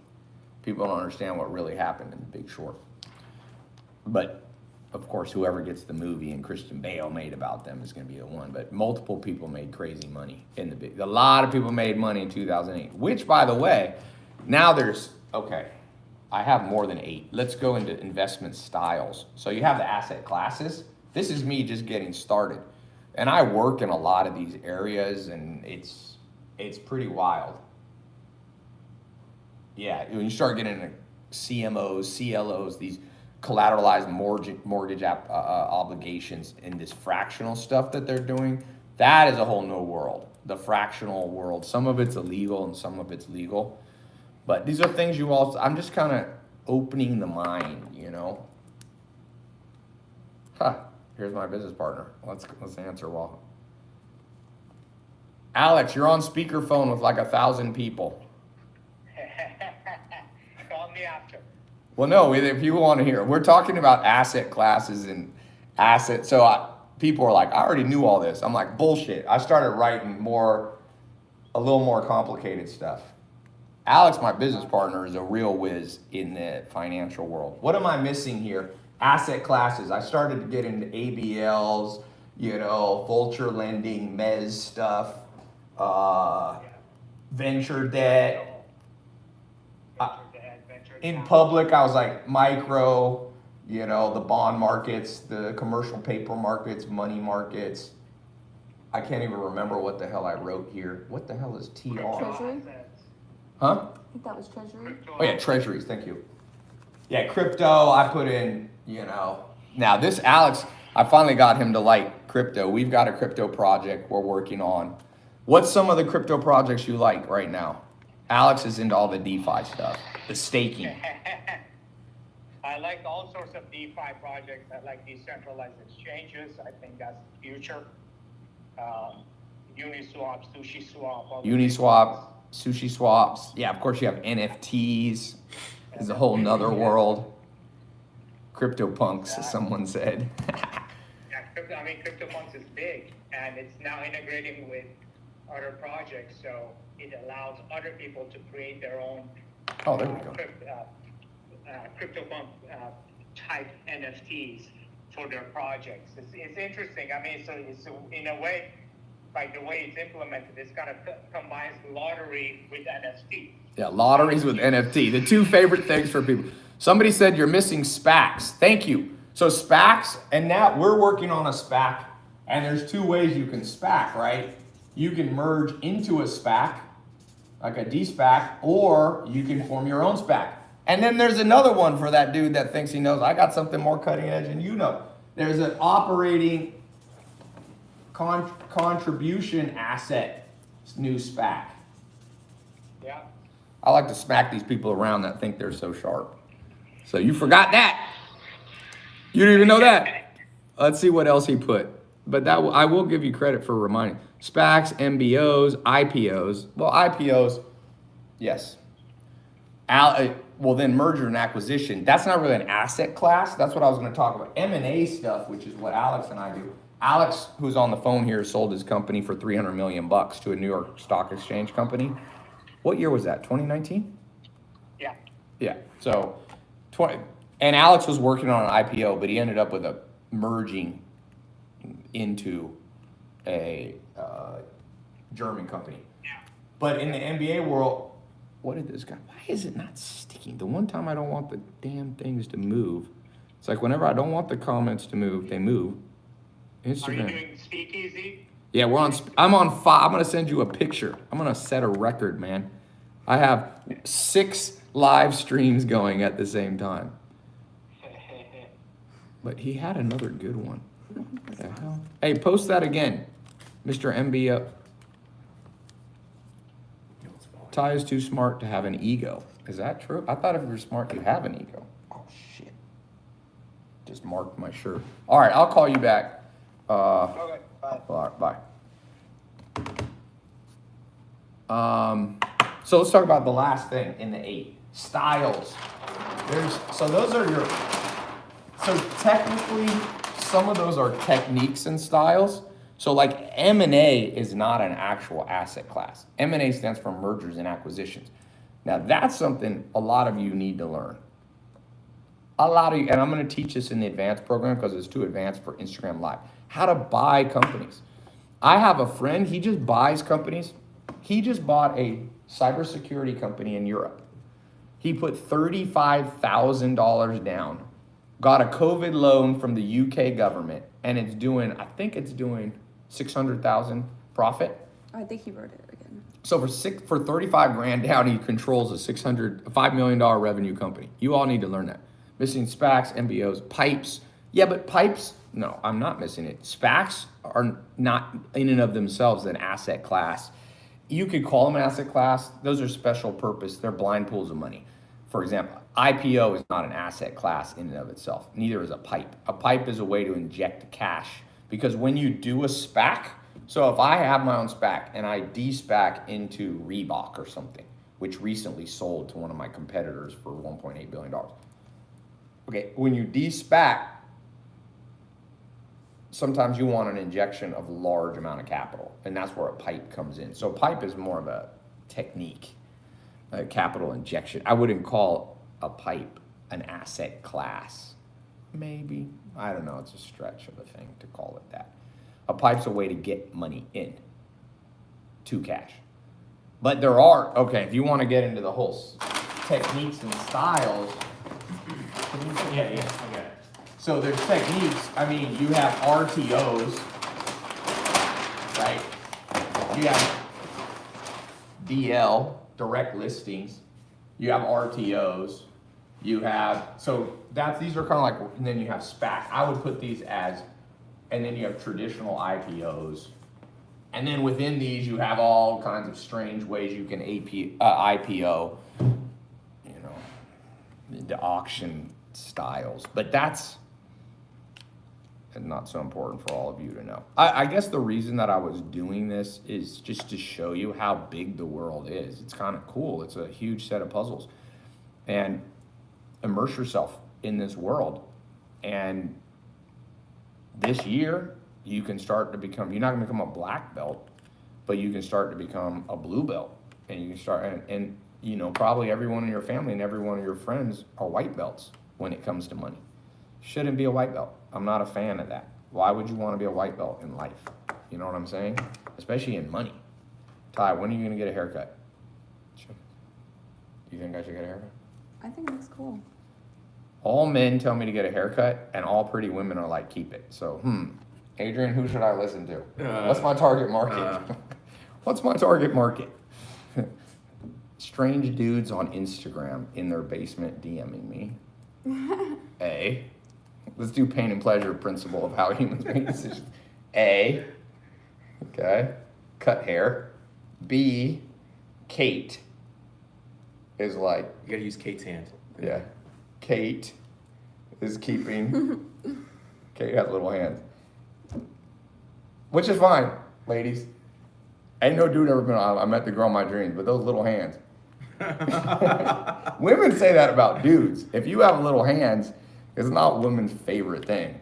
They're not like, I met the guy of my dreams. His small, soft, supple, tiny hands turn me on. But that's okay if you don't have huge hands. It's funny, I have really big hands on piano, but not super. For piano, I play piano. You don't want fingers that are long this way, but you want to have, I can reach far. So anyway, but I talked about that on a business call yesterday, and I was like, know your target market, because a lot of you dudes are getting your looks advice from a hairy dude, and if that's your target market, then listen. But somebody asked me yesterday, if you could be 18 years old again, what would be the first piece of advice you would give yourself? And I would be, ignore almost everybody. Ignore almost everybody, because nobody knows what they're talking about. It's the blind leading the blind in this whole world, and the people who don't know what they're talking about speak with the most confidence. They are dudes that know nothing about human attraction. Are like, bro, cut your hair, trust me. What women really like is like, just go for the monk look. Shave this part here, just leave it on the sides. You know, it's like, My theory on hair is a lot of the world's homophobic. Because I lived in the South. I played basketball in North Carolina, and they're very into, like, dude should have short hair. Because I think it's because it's like this, you're effeminate if you have long hair. But fuck that. I don't know what the fuck they're talking about either. I like the South on some stuff. My farms are in the South in Virginia. Some stuff of the South is amazing, some of it's idiotic. You have to overcome your culture too. If all of you want to make money, you have to overcome your culture. Because culture is, for the most part, not it's self-serving, and it doesn't serve you. You know, it's just all kinds of weird. That's a classic example.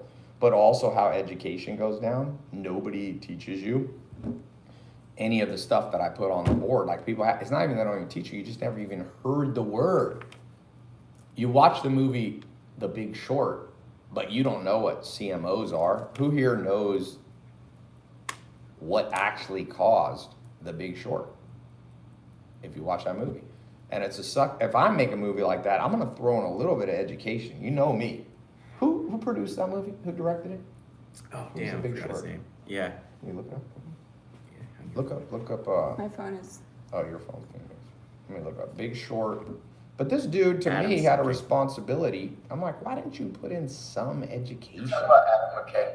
Adam McKay.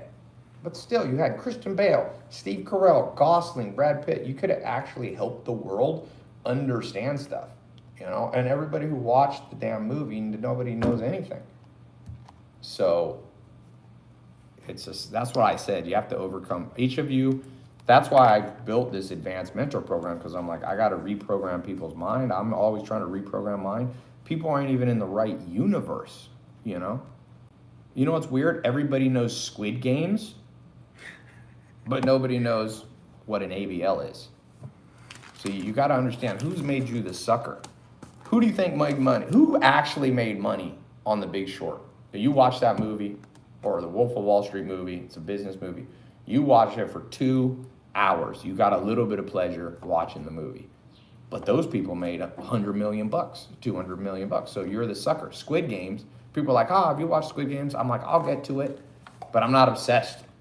I'm busy learning other shit. I don't care about Squid Games that much. People ask me if I play video games. I'm like, no, I'm too fucking busy. I'm like, it's like, okay, there's a business guy I know who plays 6 hours of video games. I'm like, I lost all respect for you. I'm like, fine to play a little video game. Bro, you're like 30. You can't play 6 hours. And this dude has the body. He has the strength. I'm afraid. One of those guys, I have another friend like that, similar. He came to do jujitsu with me. His rib cracked in the first time we sparred. Like, you usually don't crack a rib. I said, bro, you're so fragile of a man that if another dude grapples with you, you instantly break. He got up really fast? It wasn't even No, that's a like- different guy. Okay. That's the programmer, the Persian guy. No, Sean. I have a friend, I'm like, you are so nerdy. And there's nothing wrong. Sometimes people say I'm a nerd, but I'm talking about the nerd in the connotation of like, your bones are fragile. You should not crack a rib doing jujitsu unless you're like 93 years old.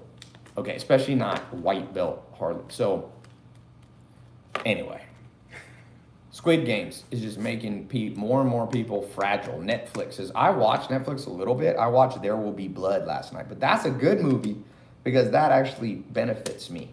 It's a movie about, you know, the oil rush of the early 1900s, Rockefeller and all this. So it actually serves a purpose.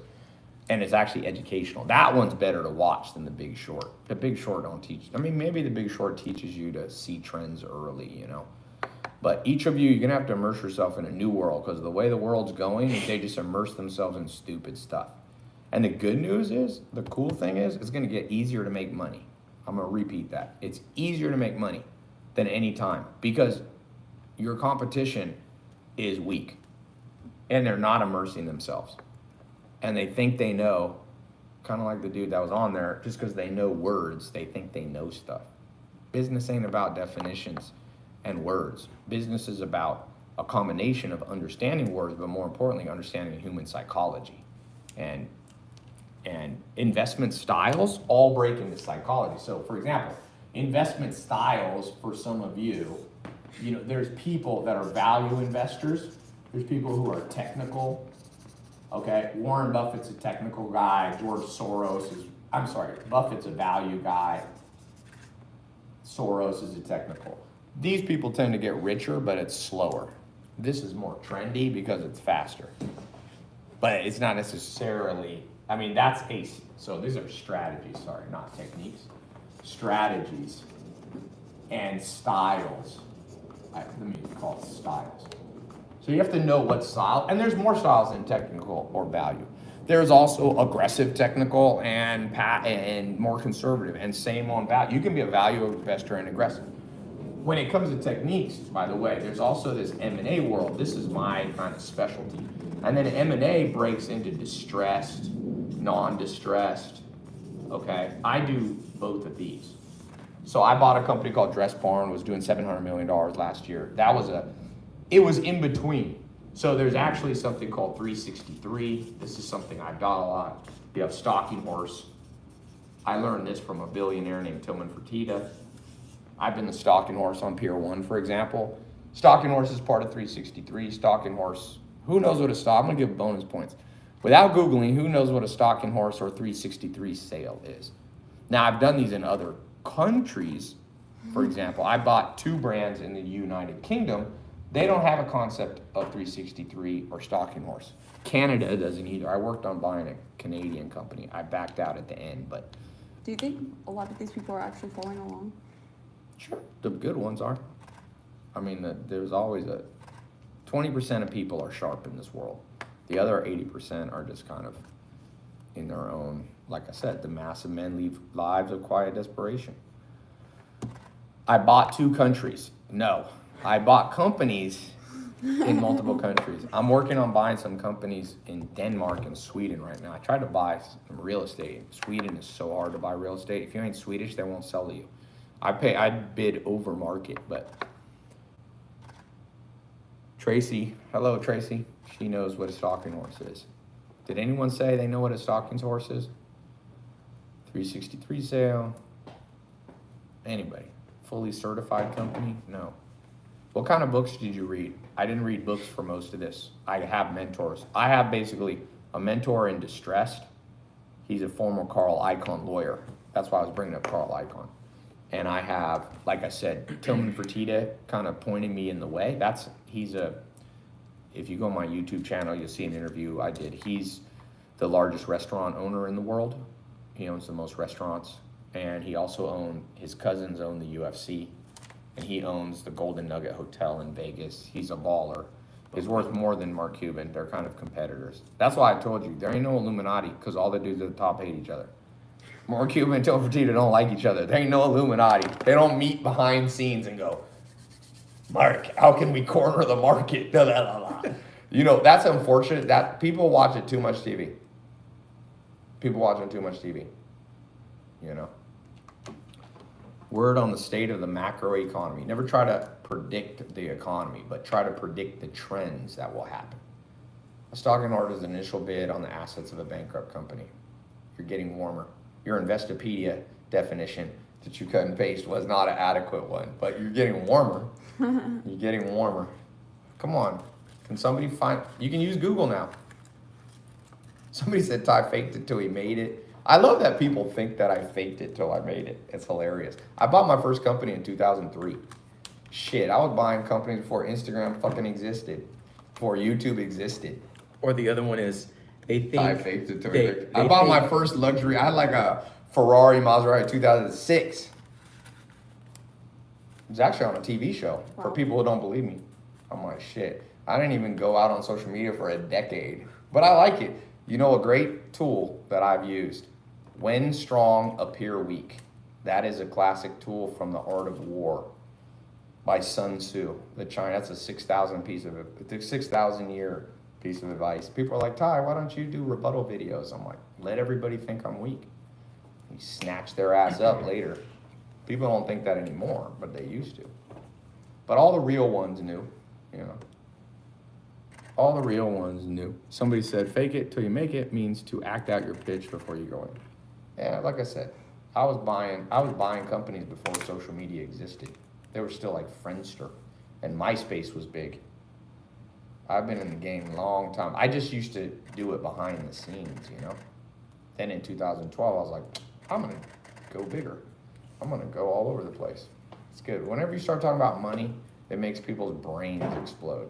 People have 3,000 theories on me. Oh, this guy, that's it's good. Let them not understand you. When people understand you, they don't respect you. You know what people fear and respect? The Godfather. You ever watch that? That's a good movie to watch. Always. Godfather was respected because you didn't quite know how this dude made his money, but you knew you didn't want to fuck with him. I'd rather be, not saying I'm the Godfather, but I like that archetype for a human. Maybe it's because I'm a Scorpio rising. This is a Pisces right here. Pisces. Pisces are. Complicated. I'm not complicated. I'm sweet and sensitive. Sensitive, Spiritual. yes. Sensitive and complicated. Somebody wrote Heavenly Father. That's it. I don't know what that means. You have to complete that sentence. Can't just write a comment. Heavenly Father. Okay, who's going to be on next Friday's call? Who's coming into my in-person mastermind? I'm doing one in November. If you want to get in, you need to apply. I'm going to answer more questions. We can talk about investment styles. I have more stuff. I haven't even gotten into investment strategies, which is a whole nother. I need more time. I got to fly soon. So who's getting in? TyLopez.com/start. Let's repost. It should be pinned. Is it pinned on Facebook? I think that's it, Zell down there. It's pinned Yes, on it's pinned Facebook. on Facebook. It's pinned. It's TyLopez.com/start. It's a refundable deposit to show you're serious. I'm ready to bring. I haven't done this for about 3 years. The last 2 years I've been super busy. I haven't had time to mentor anybody. Now I have times on Friday and Saturday basically, and occasionally Sunday. Monday through Thursday, I have 23 businesses to run and buying more businesses. I was on this trip. I'm buying a business, Ohio, and then a business in Phoenix. I've got 2 businesses, interesting. One's a supplement company, organic detoxify business, which is profitable. I'm starting to buy, back here on this asset class, and M&A, you can buy, you know, like I said here, you can buy distressed or non-distressed, and you can actually buy, you know, profitable, non-distressed doesn't necessarily, the technical distress stuff is like 363 in America. A truly distressed company is 363. That means it's going through the bankruptcy code. This is a section of the code. I like to buy here because these are, it's not as good now, but it was great during COVID because everybody was freaked out. That's going back to what was number 2? Toughen up. If you want to make money, you have to be very, what's the word? Non-fearful. Resilient, not afraid of your own shadow, not always listening to conspiracy theories, not always thinking Bill Gates runs the world. It's like, fuck, that's not where you're going to make your money is in, it's going to be irrelevant who's the president. Biden, Trump, these dudes are all the same. When are you going to wake up, people? There ain't no improvement or... Someone was asking about the deposit. If it couldn't go towards the program. Yeah, the deposit goes toward, the way it works, it's a $497 deposit. For some of you, that's too much money. That's fine. You can just go through. I have digital training programs that start at $1, okay, and free stuff. But for those of you, 20% of you are ready to go into an immersion program, and I have 4 phases of it. Phase 1 is coaching, kind of like we're doing here, but smaller group, okay. And then phase 2 is mastermind. That's where people come in person. I built a mastermind in 2015, 2016. It's what I did in 2012. I brought people into a room. I'm in there, and we're talking in person, and there's networking. It's powerful to meet in person. So the first one's in November. So if you want to get in, it's time to get in, okay? I do those all over the world, so I move it around. We meet 3 times a year. Then there's the shadowing level, which is phase 3. That's where you actually come and spend a day with me as I'm working. Not the whole day. I don't have a whole day to devote to anybody, but spend some time. You can learn a lot just by a lot of people. I came up with this because people who just listen to me on the phone are like, dude, I learn a lot just listening. So when I'm on the phone or Zoom, occasionally I'll take people to business meetings. Not really. It's harder to take you to business meetings. That's level 3. And then level 4 is actual advising. Well, I'll come in and fix your business. For those of you who have a company, I'll come in and my team will make a plan and we'll skyrocket the business. So, but it all starts with this application because you have to apply, because sometimes people are like, oh, I'm 12 years old and I have $3. And I'm like, that's good. Go on TyLopez.com and get in my $1, I have a 3-day trial. It's $5 a month kind of thing. But for those of you who are a little more advanced, You need to be immersed in business, you know, mindset, all these, and you're going to learn stuff that you wouldn't think is related to making money, like psychology. People underestimate like everything psychology. It's actually not even, and going to the stock market and going to investing, it's not so much about business. Yes, you learn about, we were talking about high frequency trading is very mathematical and there's algorithmic stuff, but that's not where you really make your money. The person who really made their money was Elon Musk, who's a master of psychology. And Steve Jobs was a psychologist, you know? And so to the extent you know how to read people, you can create wealth. And to the extent that you don't and you just know numbers, you can be my accountant. You know, that's how it goes. If you're a formula person, you can be my accountant. That's great. It's a very important role. I have controllers. I have 21 accountants and controllers in one of my company's department, Retail E-Commerce Ventures. You can Google Retail E-Commerce Ventures if you want to see some of the stuff I'm doing. It's one of the bigger brand holding companies in the world now. Me and Alex built it. So, okay, why people don't know about this? How about heavy duty industrial machine sales? Big machine, that's all psychology. Philosophy is somewhat powerful too. Can you join from Pakistan? Yes. Yep. What's the biggest difference between doing business in Europe and North America? I mean, America kind of leads the way in many ways in terms of being entrepreneurial, but Scandinavia is there. You know, a lot of Europe is more cynical or bureaucratic. So Germany's I was trying to do a hostile takeover of a company in Germany. It's so bureaucratic that we backed out of the deal because it would take 4 years to take control of a public company in Germany. It's insanity. In America, you could come in. It's very capitalistic. And some of that's good and some of it's bad, but the good thing is it's pretty easy to make moves, you know. But I like Canada. There's emerging markets. Australia is good. Asia. I mean, everywhere. I own a company, Ralph and Russo, a luxury brand. I own it with a billionaire guy, and we have a store in Dubai. You know, Middle East is starting to rock and roll. You know what I mean? So this guy's name is Cynical. You got to change your name, buddy. Your username is Cynical. People, you have more power with your words than you think. Be careful what you call yourself. Remember, cynics always attract the scum of the earth into their life. So you don't want to be too cynical. Or you get your head chopped off. A lot of the cynics in the French Revolution, they had what were they called? The ultramontanists. You had in the French Revolution, which is the beginning of a lot of the modern world as we know it. The 1700s was a big part of your day today. The ball started to roll. Somebody said, Cynical said, that's not true, brother. Just because you call me brother don't mean what you're saying is true. Trust me.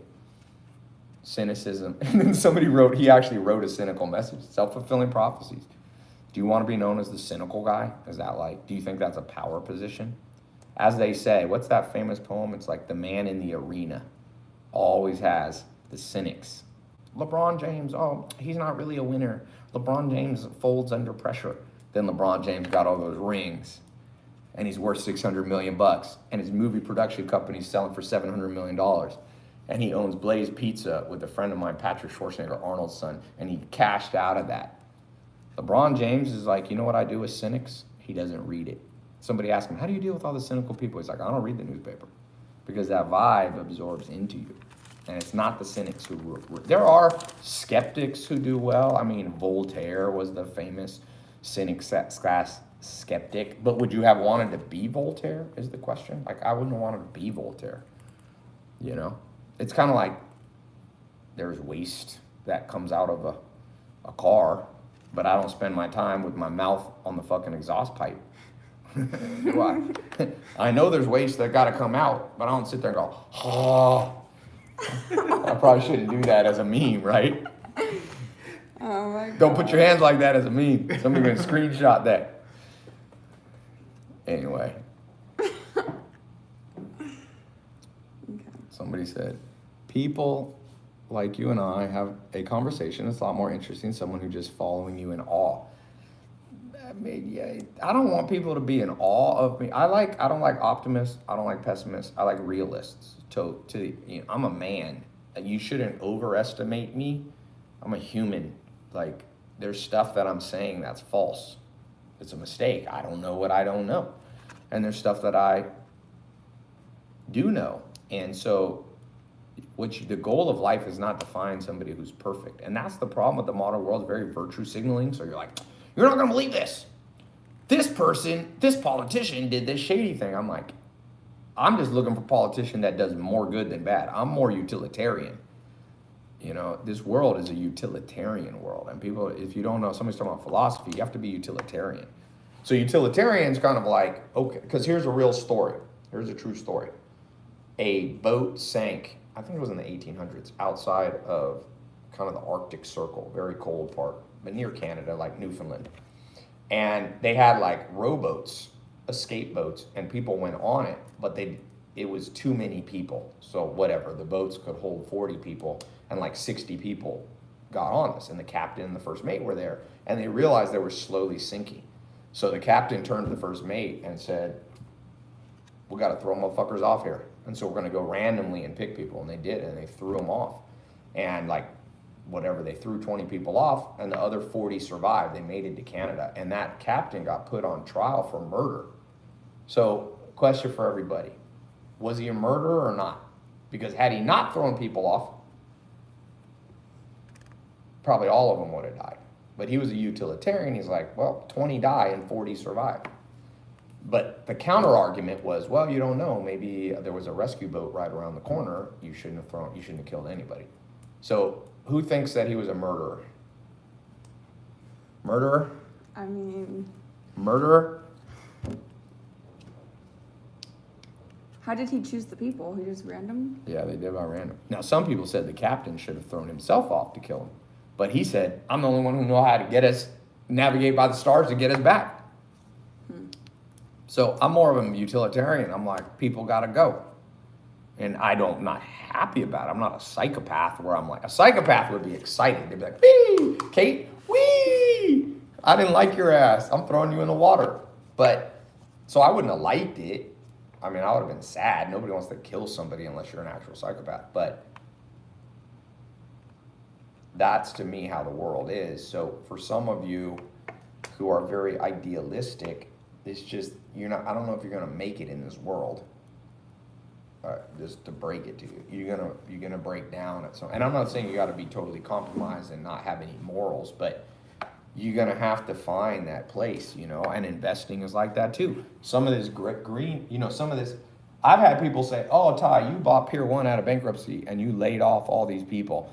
How dare you do that? Well, number one, I didn't lay off the people, but even if I did, the company was going bankrupt. There wasn't any money to pay people. So what's the difference between laying them off early and just stopping paying them? You see, that's an example of an ethical question that you have to decide when you go to make money.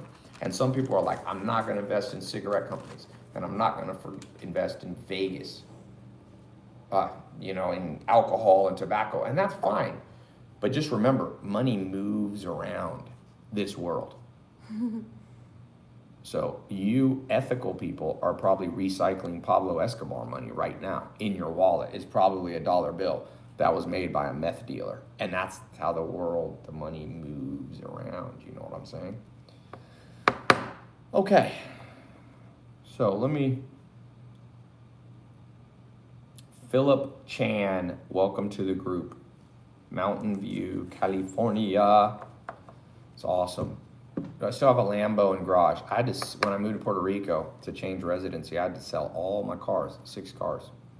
But I still have Ford Raptors in America because they're on my farms. But I've moved to Puerto Rico. I haven't bought a car yet, anything. But there you have to be careful with Lamborghinis because if you've ever been to Puerto Rico, they got potholes that a cow can fall in. It's like, so you get a damn Lamborghini, it's like, and those Lamborghinis are low. I remember, here's a true story, the first Ferrari I ever had, it was a 360, the Medina.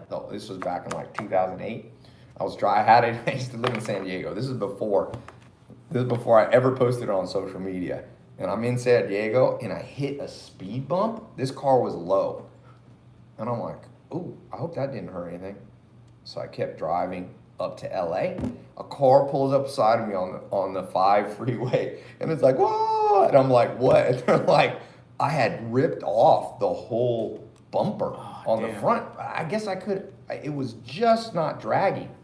So we pulled over on the side of the road, and the dude had duct tape, and I duct taped it Wow. up because I wanted to get back to LA.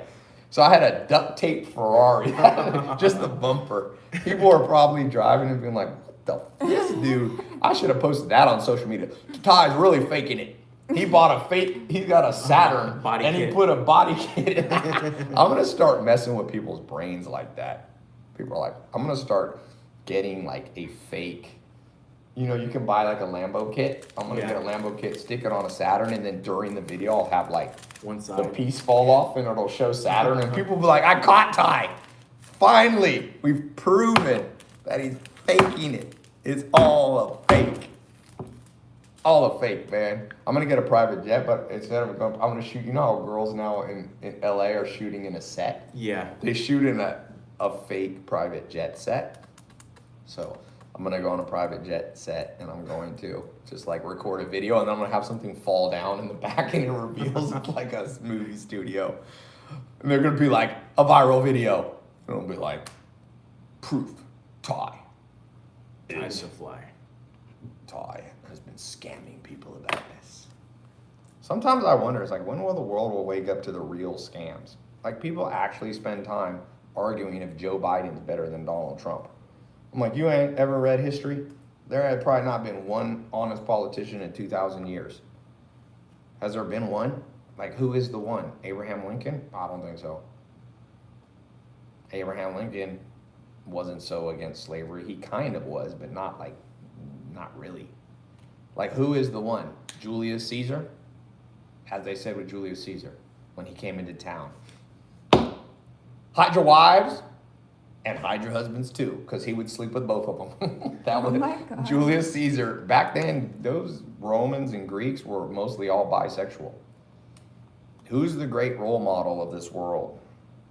You know, everybody's like looking for role models. Martin Luther King Jr. I mean, to me, everybody's a role model, or these people are role models in certain areas and not in other areas. JFK, Clinton, Obama, Trump, people look up to I'm like, I can't think of any politician that's on my list of people I'm interested in following. Because the more you read about people's lives, you know, Alexander the Great, this dude, when he won a battle, he took a man, this was like in one of the Middle Eastern countries, and he told him, I'm gonna beat you 1 year. It'll take me 2 years, I'm still gonna take you. I think it was like Accra or one of these places. And when he finally won, he took the king, punched a hole in his Achilles heel, put a chain at it, and dragged him behind his chariot till the guy died. So people were like, oh, I look up to Alexander the Great. I'm like, okay, this motherfucker was ruthless. Somebody said Jordan Peterson, the psychologist. I'm gonna pick some people like, you know, Joe Rogan, Gary Vee, it's the whole world. What you gotta do, what I do is I'm utilitarian. Humans are just humans. So I just take the best and leave the rest. You know, Donald Trump had some good things and a lot of bad things, and same with good old Joe Biden. Yeah, it's been an improvement. It's been the same. Presidents don't matter that much. Nicholas Tesla. Eh. Someone asked if you're all natural. Except Yes. makeup. I don't like when she wears makeup. I'm like, you don't need makeup. You got that face that doesn't need makeup. Yeah, I'm all natural. Some women have that face where makeup makes you look worse. So why do you put makeup on? I don't know. I like a little makeup, just a little bit. I don't have a ton of makeup on. I know, but you look better without it. It's fine. I feel like I look too young without makeup. You're not young. Women want to look young. Well, you want to look 73? No, but I don't even look my age. I look like I'm younger than I am. Yeah, but makeup doesn't change that. Makeup, probably, I don't know. Anyway, Dan Penna. I don't know. I don't know anything about Dan Penna. I promise you this, when you pull back the skeletons in the closet of everybody you look up to, you'd be like, uh-oh. Uh-oh. Someone said Botox is not natural. I've never had Botox. Hello from Brazil. Tudo bem. Okay.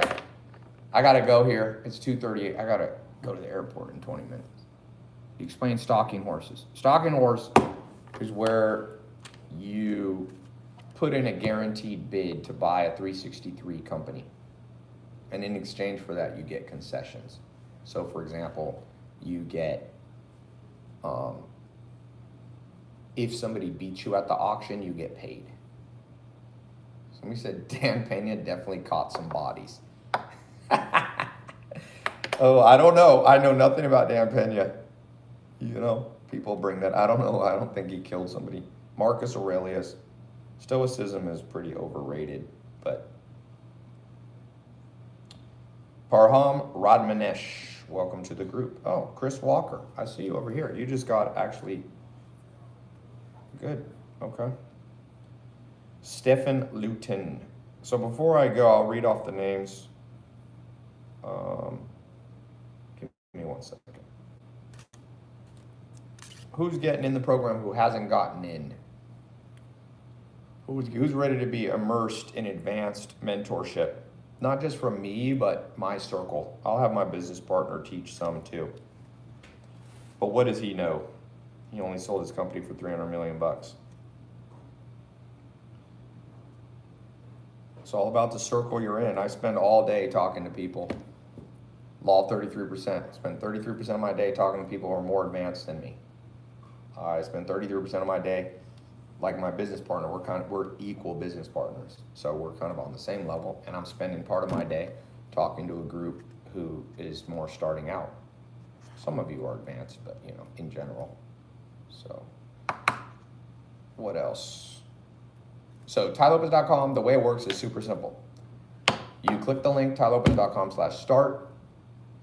You fill out the application. It's simple. It's a refundable deposit. If you're not a good fit, we'll refund the money. You set up a phone call with my team. They'll call you tomorrow. They usually don't work Sunday, but they'll call you Monday or Tuesday. They'll explain the 4 different phases, and we'll find the one that's for you. If none of them, if they're all too advanced for you, we press one button, and you'll get your $497 back, every penny. We don't charge any fee. And if you are a good fit, we'll apply the deposit into whichever phase of the program you get into. Any last questions? Somebody said it was informative. What's one thing you learned that you didn't know before? Oops, set that back up. What's one thing you learned that you did not know before? How many side hustles did you have? Start with one. The man who chases 2 rabbits catches none. That's Confucius from 5,000 years ago. Are you doing any more conferences? I'm doing a little bit, but I'm doing more masterminds in person. For the activism investing, somebody learned about being utilitarian. What's something you learned today? Asset-based lending, ABLs. By the way, some of you can get into these areas of financing. Stalking horse. Are all the masterminds gonna be in the US? Nope, I'm out of the US a lot of the year. So we'll do one in London too. Somebody wrote the word Ray Dalio, okay? How do you find your purpose in life? One of the things, I'll teach a different, I created this system of 5 ways, concentric circles, you see where they all intersect. That's what you should be doing with your life. Hard money loans, yep. Hard money lending is more real estate based. Somebody said, I hate to tell this guy, but I would snatch his girl with swiftness. Very Shakespearean, man. With swiftness. Wherefore art thou, Romeo? You're so romantic, too. That's the way to get a woman. Kidnapping. I will snatch you with swiftness. You should change your Tinder profile headline to I will snatch you with swiftness. That'll get you a lot of swipes. But not the right direction. Somebody wrote, what the? How to register for the in-person mastermind. That's what I have the link for. tylopez.com /start. Jump in there right now.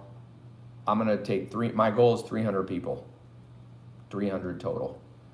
at a time. Kind of like the good old movie 300, the story of the gates of Thermopylae, the great Spartan empire against the Persian 1 million horde. And they gave their life to save Western civilization, if you want to be dramatic. How can you find a girl like that? You got to be going places, buddy. You don't have to be there, you just got to be going places. That's not just how you get a spouse or a girlfriend or whatever, a boyfriend, whatever you want. But that's how you attract interesting people into your life. Life's not just about dating and love. Like, love is a part of life, but health, wealth, love, happiness. Don't elevate any of those above each other. 25% of your life should be about your physical health. 25% should be about wealth creation. Wealth breaks into 3 subsets: liquidity, net worth, or enterprise value, but we'll call it net worth since we're talking personal, and then cash flow. And so that's wealth, that's 25%. Then 25% is love, friends, family, romance, all the other stuff. And then 25% is about happiness. That's for me, that's nature, connecting to something bigger than me. Metaphysics, spirituality, art is a big part. I think art and nature is like what brings happiness, as well as all the other things. Family can bring that. The last 2 are where you kind of like, the first 2 create the last 2 in the 4 pillars. That's something I've never really taught people. People ask how they all work together. Health, wealth, love, happiness.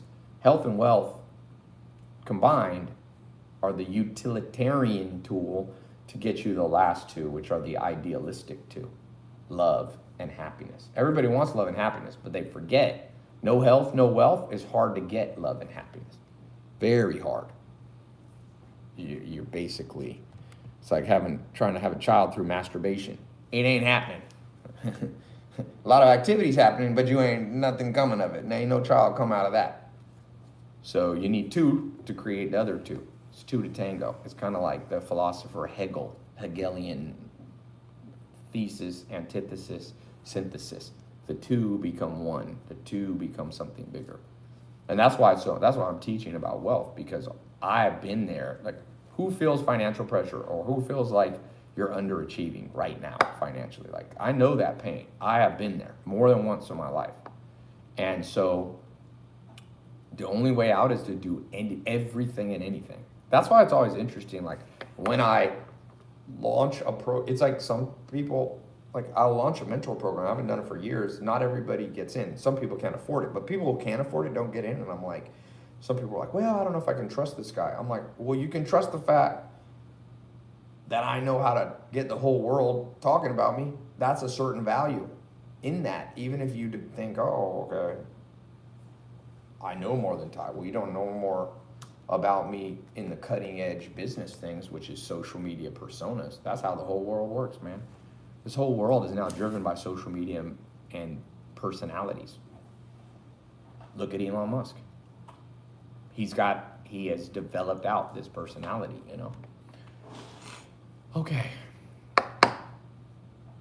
Last questions about getting in the program. Somebody said I ordered the custom plate mentors.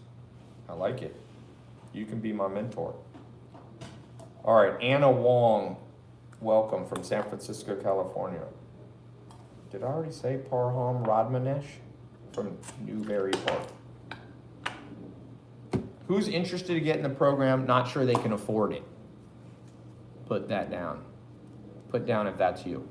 Who's kind of on the fence and like, oh, I'm not sure. Okay, Jessica, Natasha. Who's on the fence? They're like, I could see the value, but I'm not sure. I will tell you this. When the student, the famous saying, when the student's ready, the teacher will appear. There's another one. And I've seen this, and my business partner, we feel the same way. When the mind is ready, the money appears. Not always, but more often than not, it feels weird. Like, so many times in my life where I wanted to do something, even buying companies. Some of these, I bought Pier 1 for $31 million. Me and Alex and my company. It's a good bit of money. It ain't like it was $3. But when the mind is ready, the money starts to appear. Not always, but most of the time. Because you go out, it becomes the impetus, it becomes the motivation to figure it out. Sometimes, and my mentor, Alan Nation, second mentor that I have, he said, you know, what changed his life and what he's seen change other people's life is that a little bit of financial pressure, he used to say, makes people get out of bed. Some of you are playing too much video games because you haven't obligated yourself to enough things. He told me a story of this farmer guy who had taken out a $10 million loan to build a dairy farm, organic dairy farm in California. And I said, do you think that was a wise choice? He said, I don't know, but that guy will get out of bed every morning. You see what I'm saying? And so some of you don't have a reason to get out of bed because your goals are very kind of low. You know what I'm saying? So you need, the goals must be set. And sometimes you set them financially. Sometimes you reallocate money that you're spending on BS. Like, I'll tell you this, you want to get in shape, don't go out to eat for 6 months, 3 months. Going out to eat, you cannot, it is so, every time I go out to eat when I travel, because I'm traveling, I have a chef, sometimes travels with me, like when I'm in Europe, I have a chef because I'm staying in the same place, but take all that money, you know how much money you save by not going out to eat? People are spending, let's just say you spend 20 bucks a day. A lot of people spending more than 20 bucks a day eating out. You can eat way better for 2 bucks a day. I mean, 2 bucks a meal versus 20 bucks a meal or 10 bucks a meal. So for me, reallocate capital. That's the first rule of investing. You reallocate from low performing assets, and the highest performing asset, I didn't even put that on. Really, at the end of the day, the best investment I ever made was my brain, because the brain is the one thing that you have more control over. In general, the brain stays pretty strong. My grandma was 102 playing chess.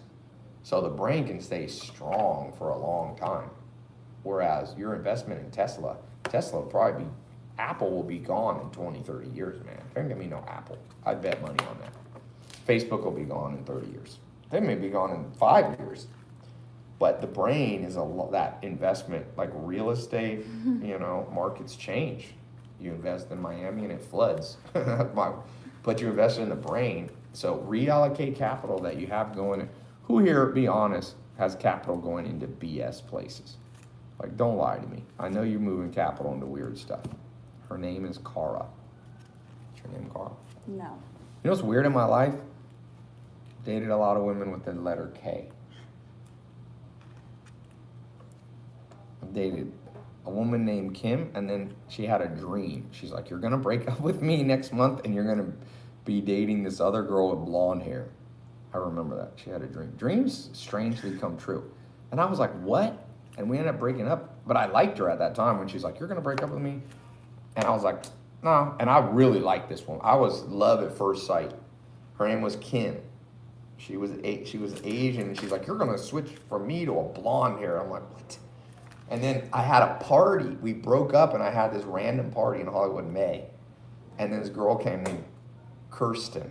And I remember meeting her and being like, this woman was so exhausted. She had blonde hair, blue eyes, but she was Native American. And I had a party and she knocked somebody out. She was so strong. Native Americans are like strong. I had a pool party, all these dudes were there in suits. Somebody's like, dude, your girl knocked out a guy. And apparently she was drinking a little bit, and she's like, I'm strong, I can choke people out. And this dude was like, big tough guy, was like, you can't choke me out. She put him in a damn sleeper, and this dude passed out. That's kind of anyway, I met her. That was after I met her. And then after that, I dated a girl named Kenna. I was like, well, I don't want to say KKK. 4 Ks. It's not KKK. Don't be saying no KKK. Anyway, it's weird. But that one, Dreams, you should watch a movie, YouTube, like Carl Jung. You know, he was an associate of Sigmund Freud. He believed in dreams, psychoanalytic kind of therapy. And also, my great-grandfather was a psychoanalyst in New York. He was German.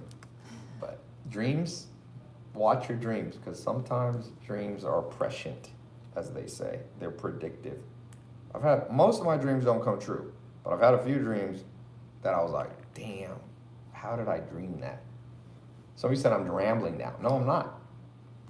George Soros made more money than almost any human. In one day, he made $1 billion trading currencies. And he says, oh, I'm super logical, and that's how I decide how to invest. And his son wrote an article that said, my dad's bullshitting you. He has a weird backache, and that tells him to sell stocks.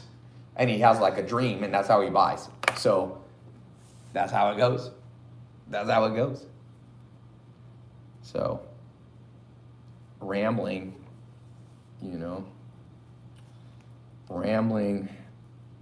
sometimes there's truth in the rambles. Somebody said, Kate will never like you, you're a beta. I love Instagram. It's so interesting to watch the different ones.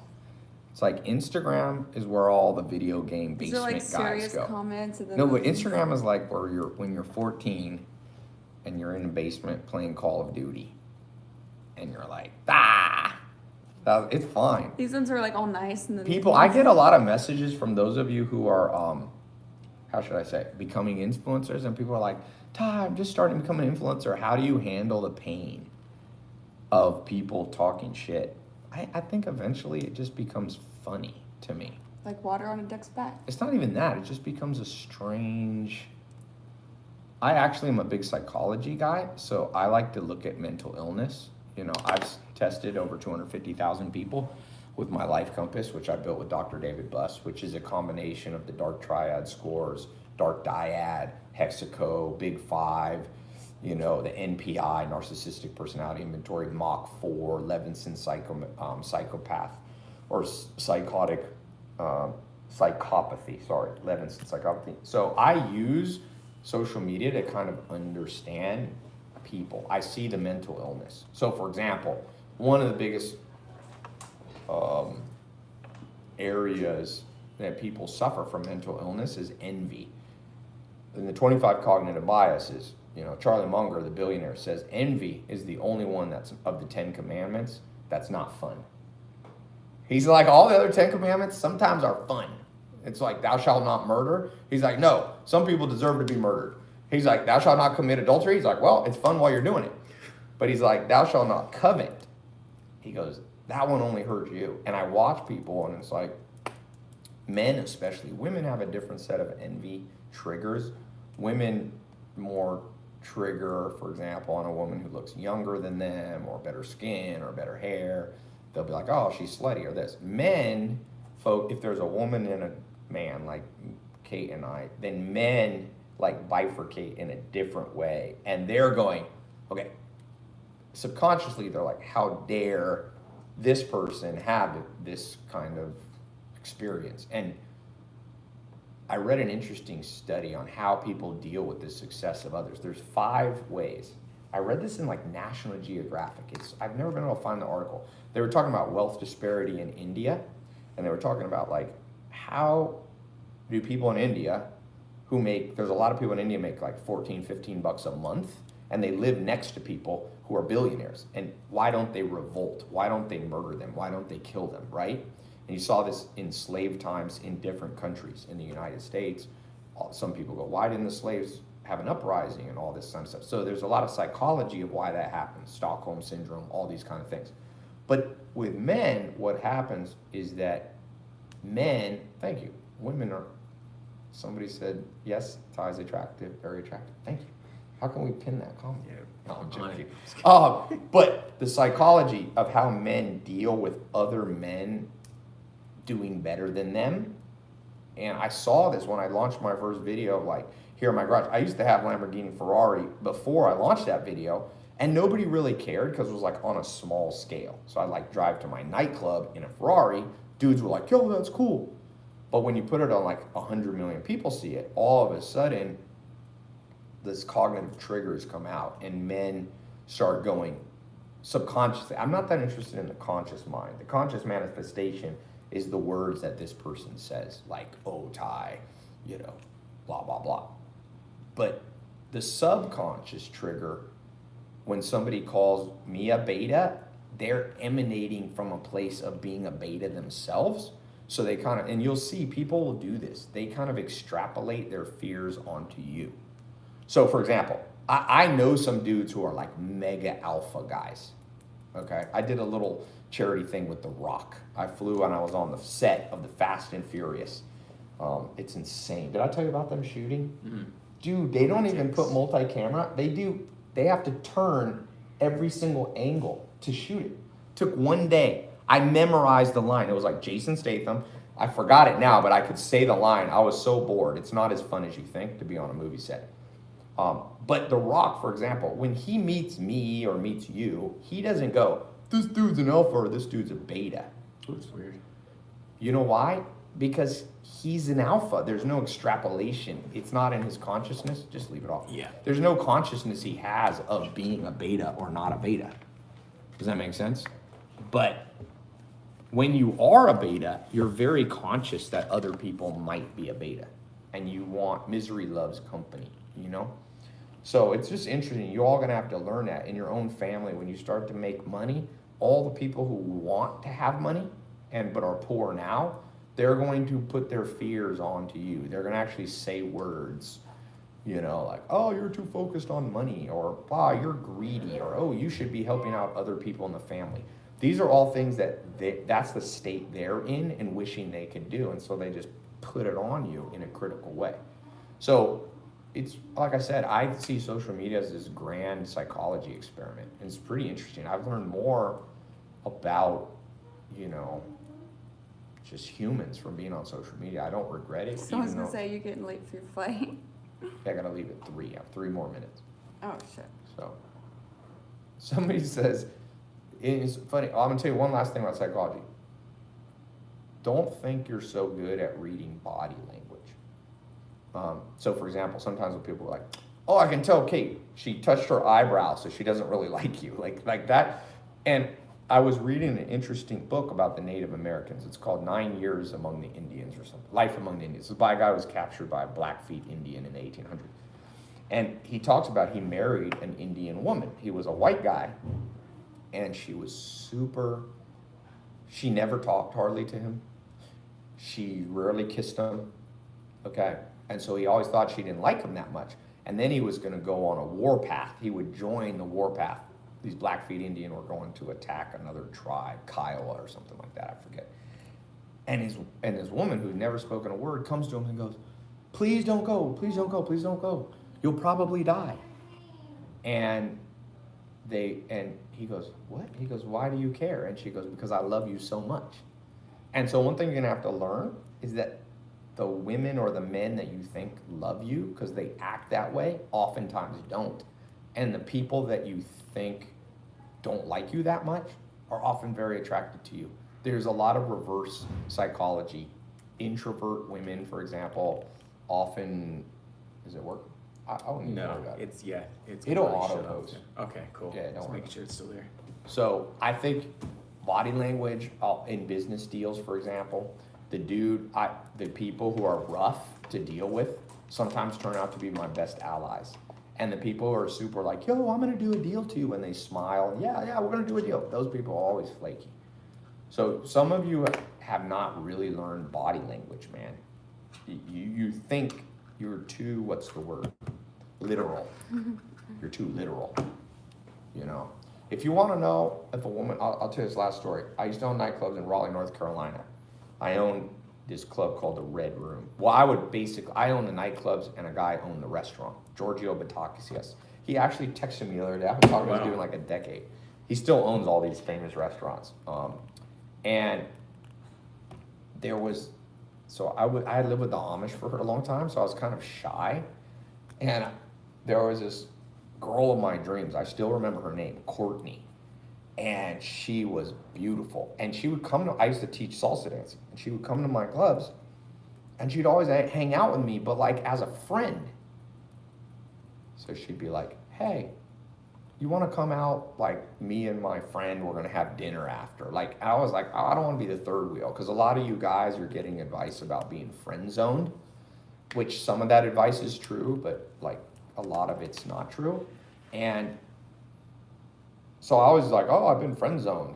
And I looked at her body language. She wouldn't like lean in and all those classic things, and she wouldn't touch her hair. But then I moved to California, and years later I texted her or Instagram, and she's like, you know, how come you never asked me out on a date? And I was like, what? I was like, I didn't know you liked me. She's like, I was always in love with you. She's like, why do you think I would come to the club? She was a white girl. She's like, why would I come to the Latin club? And I was like, oh, so now I learned to watch people's actions. People lie, but actions don't. So if somebody's hanging out with you a lot, ding dong, don't matter about their body language. Some people are awkward. Some people are awkward. I'm not awkward.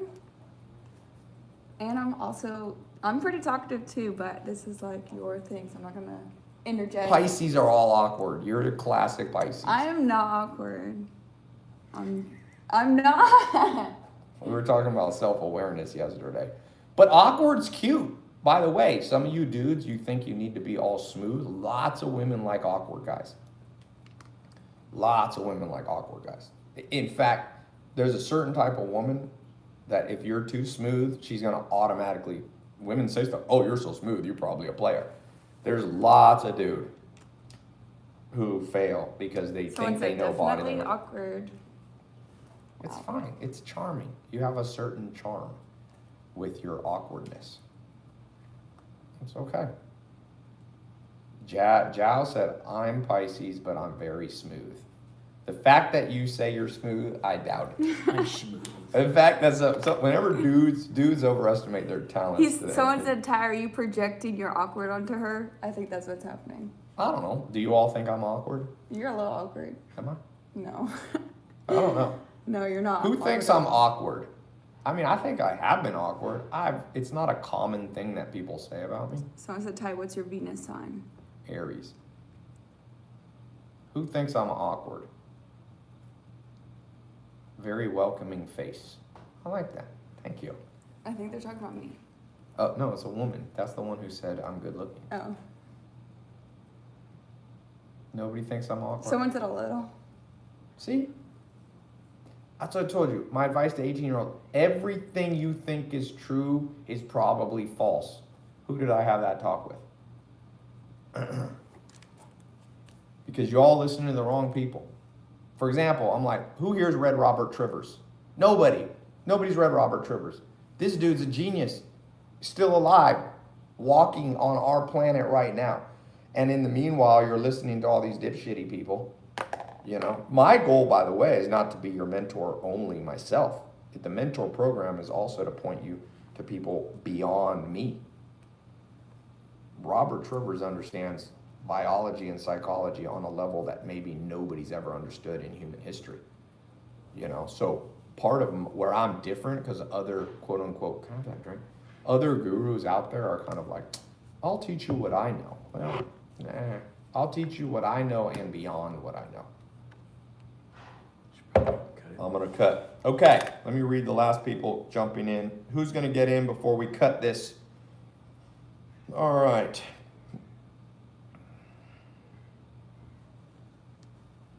There's a lot of people who got in today.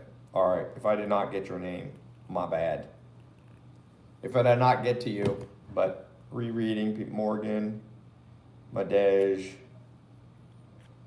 Anna Wong, Parham Radmasi, Chris M. Walker, Stephen Luton, Philip Chan, Travis. All right, I'm not gonna read this whole thing. There's quite a few. I like Bill Nye, but it's spelled different. Good luck out there, everybody. Bye. Boom. Share to. First download it. Yeah. How is it? Oh, it's like a new phone. Look at that. Look how stupid that is. All right, shut all those off. All right, end this one. It's not right. Recording stopped. End show.